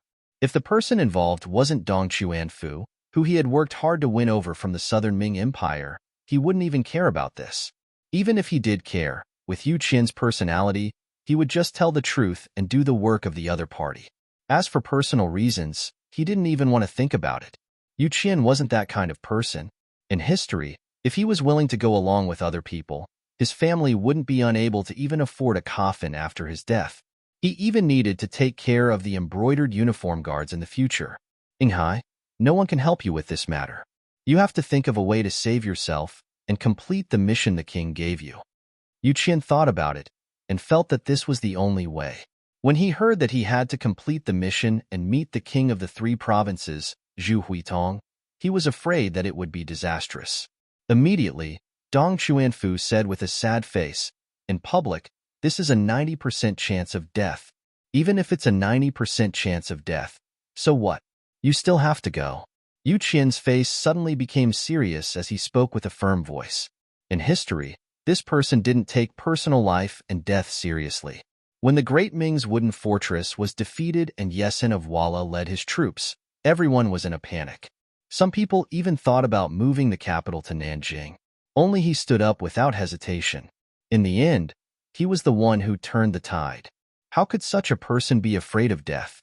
As long as he thought that something was worth doing, even if he was in the vortex of death, he wouldn't frown. After being refuted by Yu Qian, Dong Chuanfu knew that he had no other choice. He couldn't not go. If he didn't go, he would be removed from his position. Not only that, his descendants wouldn't be allowed to become officials for 3 generations. In that case, the entire Dong family would be harmed by him. He didn't want to be the sinner of the family. "Then I'll go." Dong Chuanfu sighed in his heart and finally made a decision. Go. At worst, he would die. If that was the case, he believed that with this merit, his descendants would also be touched by the glory. He could be considered to have done his last bit for the family. Yugong, it's hard to predict whether this trip will be good or bad. If something happens, I'll have to trouble Yugong to take care of my family. You can rest assured that after you leave, your family won't be bullied by anyone. Besides, with our Yang Xie's current ability, the 3 provincial kings won't dare to do anything to you unless they don't want to live. At the end of his words, Yu Qian's voice involuntarily rose a lot. This was his biggest gain after following Yang Chindong for so many years. That was, he could speak with confidence and was no longer afraid of being attacked by others. Because they didn't find trouble with others, it was already fortunate. On the first floor, someone had already reported to Wan Shaoqian that Dong Chuanfu had appeared and went to find Yu Qian. In this regard, Wan Shaoqian just smiled and said that he understood. Then he went to do what he needed to do. Although he hadn't been in the city lord's mansion for too long, he still understood Yu Qian. This was not a person who was biased. This was something that Yang Chindong said in a very serious tone. Since it was Yang Chindong who said it, Wan Shaoqian naturally didn't have any doubts. Luan Shaoqian believed that City Lord Yu Qian would be able to handle this matter well. The facts also proved that Dong Chuanfu left not long after and returned home. He ordered people to pack his luggage, as if he was going to go on a long journey to the place of the 3 provincial kings. Yang Chendong didn't pay too much attention to what happened in Crimson City. He left the matter to Yu Qian, Yang Wu, and Luan Shaoqian. If it wasn't done well, then wouldn't it mean that the Yang Xia had no one to use? Not paying attention to Crimson City, his eyes were more focused on the Bangla Kingdom. After showing a strong attitude and putting it into action, the so-called revenge for the king became quieter and quieter. No one wasn't afraid of death, especially this King Abdul who didn't treat his people well. After resisting for a few days and paying a huge price, they finally became obedient. When the main force of the 5-star army appeared in front of some cities, even more people chose to surrender for their own safety. Faced with the Bangla army that suddenly became docile, the 5-star army naturally didn't start a brutal massacre. They acted as if those who surrendered could live and everyone would be fine. As a result, their progress became even faster. In the 12th month of 1466 AD, they arrived at the capital of Bangla, Dhaka city. Here, General Caldell presented his letter of surrender. From then on, this place became one of the territories under Yang Xia's control.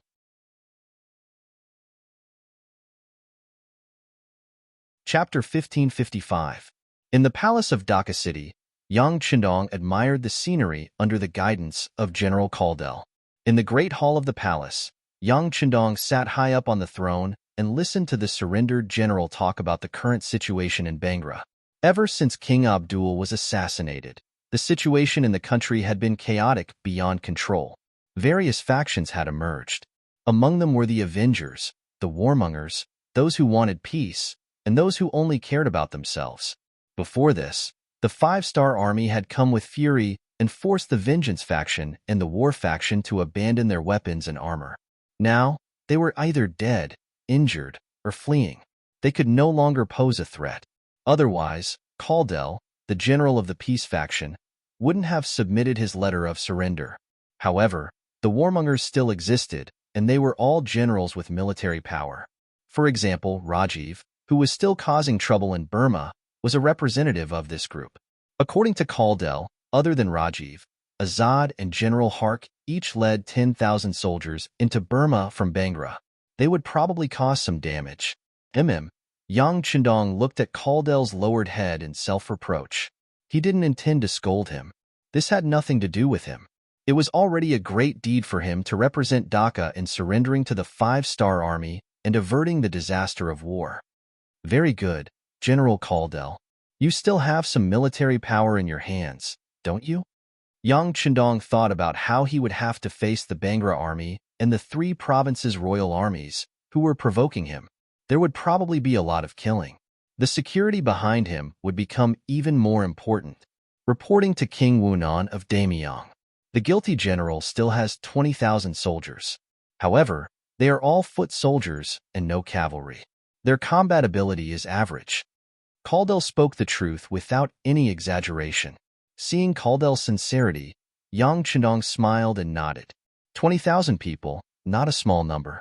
This way, you can continue to retain your position as a general. This prince will also leave you with an army to cooperate with you in defending Bangla from the flames of war. Sigh, this place shouldn't be called Bangla. Aren't there a lot of Bengalis here? Let's change the name to Bengal in the future. Are you willing? Originally, he thought that since he was a surrendered general, he would be lucky to be able to keep his life and a small portion of his wealth. Who would have thought that Yang Chendong would trust him so much that he would not deprive him of his military power and even let him guard this place? He was so moved that he immediately knelt on the ground and said, "Thank you, Bugnam of Gojosian, for your kindness. Thank you, Bugnam of Gojosian, for your kindness. There's no need to thank me. Just do your job well. Also, you won't be able to stay here permanently in the future. According to Yang Xia's rules, everyone here will have to move out. During this time, you will have to do the statistics, pacify the people, and do the related propaganda work. Where is the commander of the Mabe division, Na Risong? Your subordinate is here." Senior Colonel Na Risong, who had been standing in the hall, stepped out of the formation. Na Risong had originally been the deputy commander of the Mabe division. However, after leaving the Mabe region and fighting with the army, he was finally promoted to commander. But in reality, he should be the commander of the second division of the Mabe division because the real commander, Xian Honghai, was still in the Mabe region. Commander Nari, I now officially appoint you as the commander of the second division of the Mabe division. I will leave the matters here to you. General Caldell will cooperate with you. What this prince needs is for the public security here to be restored in the shortest time possible. Are there any problems? Yang Chendong smiled as he looked at the old man who had followed him for many years. Your subordinate will not disappoint the sixth young master, Nari Song said in a clear voice. This was truly his first time leading an army alone. Before, he had been following the main forces of the five-star army. Even though he had military merits, it was not as satisfying as leading an army by himself. Now that he had the chance, he would definitely perform well. At the beginning of 1467 AD, when the new year began, Yang Chendong led the main forces of the five-star army out of Bengal and headed straight for the neighboring Burma province. At this time in Burma, the so-called invading Gera army had already retreated from the territory of the three provincial kings of the southern Ming when they heard that the main forces were coming. They didn't even have the courage to face them and retreated thousands of miles away. In February, Yang Chendong's main forces met up with the Burmese, Laotian, and Vietnamese local armies that had been guarding this place for a long time. Yang Chendong saw Bu Hai, the commander of the 7th Division of the Long Phong Division. Although the other side only had 2,000 people, the 2,000 Long Phong Firearms Division soldiers had become the main force. If it wasn't for their existence, the Burmese provincial capital would be in even more danger. Yang Chendong praised these people for their tit-for-tat with the Gera army. He said in public that no matter who it was, if they dared to have ideas about Yang Xie, then they would fight back. Not only that, they would also occupy their homeland. At the same time, he announced that the former Gera, now Bangladesh, had become another province of Yang Xie. The generals were naturally encouraged by Yang Chendong's fearless personality. With the arrival of Yang Chendong's main forces, the Burma War also came to an end. However, the overall war was not over. On the contrary, it was just another beginning. For example, the escaped Gera generals, Rajiv, Azad, and Hak had already escaped to the territory of the three provincial kings. These people were going to be punished. There was also the matter of the three provincial king, Zhu Huixin, who had previously sent soldiers to Yunnan province. It was time for an explanation. Several years ago, Yang Chendong had entered the Far East through the first city. Then, he had killed his way into Eastern Europe, Central Asia, and now, he had returned to Southeast Asia. In this period of time, he had occupied more than twice the territory of Yang Xie, subduing and conquering dozens of small and large countries. From the current map, other than the Yusang region, which was still in battle, the other regions had all fallen into Yang Xie's hands. Whether it was Baiming or Nanming, they were all like meat stuffing in a steamed bun. Dealing with the problem of Nanming and Baiming was also on the agenda. Once they were dealt with, all of Asia would belong to Yang Xie. He was getting closer and closer to conquering the entire world and allowing the Han people to stand at the peak. It's time. With a light sigh, Yang Chendong led his army from Myanmar to Yunnan province. That would be the entrance to the territory of the three provincial kings. The three provincial king, Zhu Huixin, did not look well recently. Originally, Yang Chendong was caught up in the battle with the Khaganate and did not have the energy to deal with him. This should be the time for him to rise. For example, once he conquered Myanmar and Yunnan province, the five-star army would be in a state of chaos. If Yang Chendong divided his forces, there would be a higher chance of him being defeated by the Khaganate alliance. At that time, the massive Yang Xie would instantly fall apart. That would be the time for him to rise as the three provincial king. Putting everything else aside, just taking over the territories of Yang Xie would be a huge fortune. Just thinking about this made Zhu Huixin extremely excited. This was also the main reason why he dared to send troops to deal with Yang Chendong. However, his wishful thinking was quickly disrupted. When the five-star army destroyed the Khaganate alliance, India, and subdued the Sui kingdom of Delhi, even the Bangra kingdom was crushed. Finally, it was time for him to face the five-star army head-on. When he heard that Yang Chendong had already arrived at the Beijiang prefecture of Yunnan province with the main force of the five-star army, Zhu Huixin was terrified. He immediately looked for Mo Gue, who had provided him with 5 million taels of silver, and asked him for a plan. Mo Gue had appeared when Yang Chendong was confronting the Khaganate alliance. He had also appeared with 5 million taels of silver, saying that it was a gift from his master. He also said that Bugnam of Gojoseon was now trapped in the war in the west, and it was time for them to strike back. After seeing the silver taels and analyzing the situation, especially after seeing that the Gurk army had already started to attack Myanmar, Zhu Huiyu thought that the opportunity had come. He ordered his subordinate General Wang Zhanjiang to lead 150,000 troops from Liangshan into Yunnan province. He wanted to take advantage of this opportunity to obtain some benefits. The original plan was very smooth. The sudden attack of the 3 provincial armies had indeed caught the 5-star army off guard. They had taken over Liangshan, Qidai, Langzhuang, and other places. However, they had encountered some difficulties when attacking Beijiang prefecture. Relying on his advantage in numbers, Zhu Huixin did not take it seriously. Until the sudden appearance of the Longfeng division, the battle had fallen into a stalemate. However, it was just a stalemate. According to General Wang Zhanjiang's report, they could not take down Beijiang prefecture, but the 5-star army in the prefecture could not do anything to them either. It was clearly a situation where they were evenly matched. However, now that Yang Chendong had appeared near Beijiang prefecture with more than 200,000 troops, they no longer had the advantage in numbers. It was obvious what would happen next. That was the main force, not the third-rate forces of the provincial armies that they had faced before. The soldiers who were qualified to follow Yang Chendong were definitely veterans who had experienced hundreds of battles and could fight against 10 people each.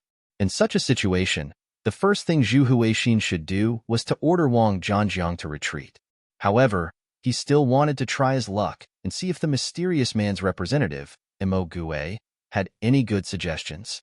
After all, he felt that the master behind this person was very capable and might be able to save him. He came to Mo Gue's courtyard with hope. As soon as he entered, he saw the man standing in front of the pond in the courtyard with his hands behind his back. Needless to say, he was Mo Gue. At this time, looking at Mo Gue's back, the early morning sun shone on him, giving him a very mysterious feeling. This was the feeling that he needed. He would not forget Uncle Ying's instructions when he came, which was to speak less and act mysterious. In short, the more mysterious, the better.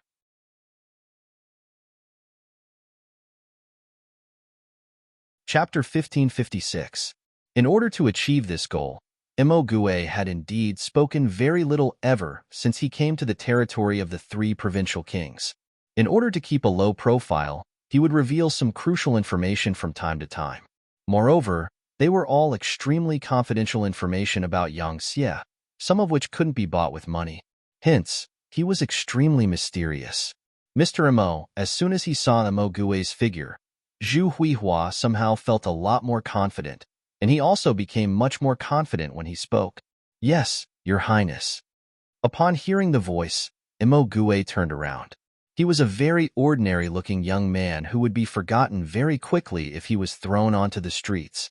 Seeing that Mo Gue was bowing, Zhu Huihua hurriedly stepped forward and made a gesture of greeting. "Mr. Mo, please don't stand on ceremony. Actually, I have something to ask you this time." "Oh, Your Highness, you mean that Bugnam of Gojoseon has led the main army to Beijiang prefecture, right?" As usual, Mo Gue said as if he had already guessed the outcome as soon as Zhu Huihua spoke. Zhu Huihua was already used to Mo Gue's foresight. He immediately chuckled and said, "That's right. But what do you think, Mr. Mo?" "Let's talk," Mo Gue said after hesitating for a moment. Then, afraid that the other party wouldn't understand, he said with a smile, "We can't defeat them. The combat power of the 5-star army's main force is not something an ordinary army can match. However, if we can negotiate, there will be a chance." Zhu Huihua also agreed with Mo Gue's words. He knew very well what kind of soldiers he had in his hands. They were formed by some young men for the sake of earning money. Many of them had never even seen blood before. It would be impossible for such an army to defeat veterans on the battlefield, Not to mention that the five-star army also had the most powerful firearms in the world. On the battlefield, the death rate of recruits was the highest. If the battle was more difficult, the death rate could reach 60% or even higher. This meant that after a battle, 10 recruits might die or be unable to continue fighting due to injuries, leaving only about 4 people left. In the second battle, this ratio would be even lower, and they might lose 1 or 2 people. After 3 to 5 battles, it would be considered good if 1 or 2 of the initial 10 people were left. Only the soldiers who stayed behind could be considered veterans of 100 battles and be called elites. Such a ratio could be found everywhere in the five-star army, especially in the world's first cavalry army and the new army, where more than 90% of the soldiers were elites. What kind of terrifying battle prowess would they possess? One could even imagine it with one's toes. It was normal to lose, but when he heard that there was a chance to negotiate, Zhu Huichun was a little confused. There was a negotiator sent by Yang Xie in Yunnan Manor, but he didn't have the intention to do so before, so he just threw him into the courtyard and didn't bother with him. Why do they want to negotiate now? Mo Gue shook his head when he saw Zhu Huiyun's confused expression. He walked up and whispered something into Zhu Huiyun's ear. When Mo Gue's whisper fell into Zhu Huihua's ears, he could see a clear change in the listener's expression. At that moment, his face was full of shock, as if he had seen a magnitude 10 earthquake. His shock was mixed with fear. Are you scared? This is your only chance. If you succeed, the benefits will be unimaginable. Mo Gue knew that Zhu Huihua would be shocked and hesitate. When he first heard about the plan from Uncle Ing, he didn't seem any better than Zhu Huihua. But now that he thought about it, it was a good chance to turn the tables. If they succeeded, the impact and significance would be huge. Many people would be happy to see it happen. After a long while, Zhu Huihua still couldn't finish his sentence. In the end, Mo Gue said, "Don't say this and that.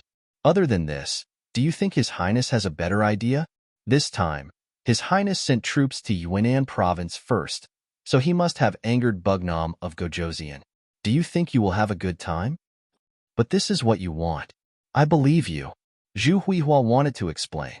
Mo Gue didn't give him a chance to continue, or he didn't think it was necessary. Us? Your Highness, do you think Bugnam of Gojoseon will listen to you if you explain this to him? You are the king of 3 provinces. If you don't want to do something, no one can force you to do it, right? In the face of such a rhetorical question, Zhu Huili was speechless. Yes, he was the one who gave the order to send troops to Yunnan province. That was an undeniable fact. Based on that fact alone, he wouldn't have a good ending. Sigh. After a long sigh, Zhu Huichun asked, "But I don't know how many chances there will be if we do this." Hearing Zhu Huihua's question, Mo Gue finally smiled. It was enough to prove that he had thought it through and was thinking about how to execute it. Mo Gue said confidently, 100%. As long as we follow the plan, he will die. Hearing such confidence, Zhu Huitu finally gritted his teeth and said, "Since that's the case, let's take a gamble. However, if anything goes wrong, I hope that Mr. Mo will lend a hand." No problem. Seeing that Zhu Huichun had agreed, Mo Gue's face revealed a relieved expression. Perhaps his mission was about to be completed. In a small courtyard in a straight alley of Yunnan East Main Street, 18 men in Chinese tunic suits were sighing as they sat in the courtyard. They all had the same expression, full of worry and worry. They were none other than the group of civil officials who had previously questioned the five-star army's massacre in the Delhi Sultanate. When Yang Qinong heard about this, they became ambassadors and were responsible for negotiating with the kings of the 3 provinces. They also changed into Yang Xie's formal attire, Chinese tunic suits. The leader of the group was Dong Chuanfu, the vice minister of the Ministry of Ethnic Affairs. With his rank, he could be considered a senior official. He could sit in a bright and spacious office in Resin City and give out orders. There would naturally be people working for him. Then, he could drink hot tea, take a hot bath that was prepared 24 hours a day, and talk about life. He could enjoy a decent salary and live a happy life with his family. He didn't have to care about the fights outside. But because he didn't keep his mouth shut, he ended up like this. They came to Yunnan Manor. Apart from the pleasant weather, it couldn't compare to Resin City in any way. When they first came here, they were disgusted by the fact that they had to go to the toilet. Thinking back to when they were in Crimson City, whether it was the office building or the building they lived in, there were toilets, and drains that could be used. But now, in this small courtyard, they had to go to the toilet in the same place. The weather was getting hotter and hotter. Just the smell was unbearable, not to mention the flies flying around. Although it was the same in the past, after enjoying the modern treatment in Resin City, the feeling of going back to the old life was worse than death. However, they had no choice because it was Yang Chundong's orders in the first place. Besides, he even named them. Hence, none of them could escape. Even though he knew that it would be difficult to complete the task, he still had to come. He was no longer doing it for himself, but for the sake of his entire family. Along the way, they first arrived in Yunnan province, after which they headed north. During this period, they set off from Beijiang Prefecture, which allowed them to see the true appearance of the battlefield.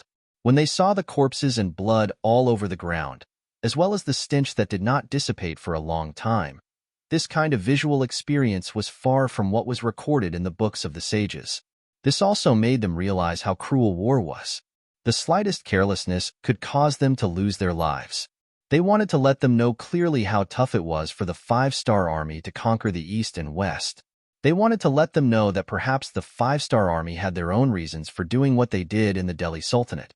Some people said that reading 10,000 books was not as good as traveling 10,000 miles. That scene was actually happening to Dong Chuanfu and the others now. It was only when their thinking changed that they realized their mistake. When they arrived at Yunnan Prefecture, they were thrown into a small courtyard and not allowed to leave. They also realized that the task this time wasn't that easy to complete. If they didn't do it well, they might even lose their lives here.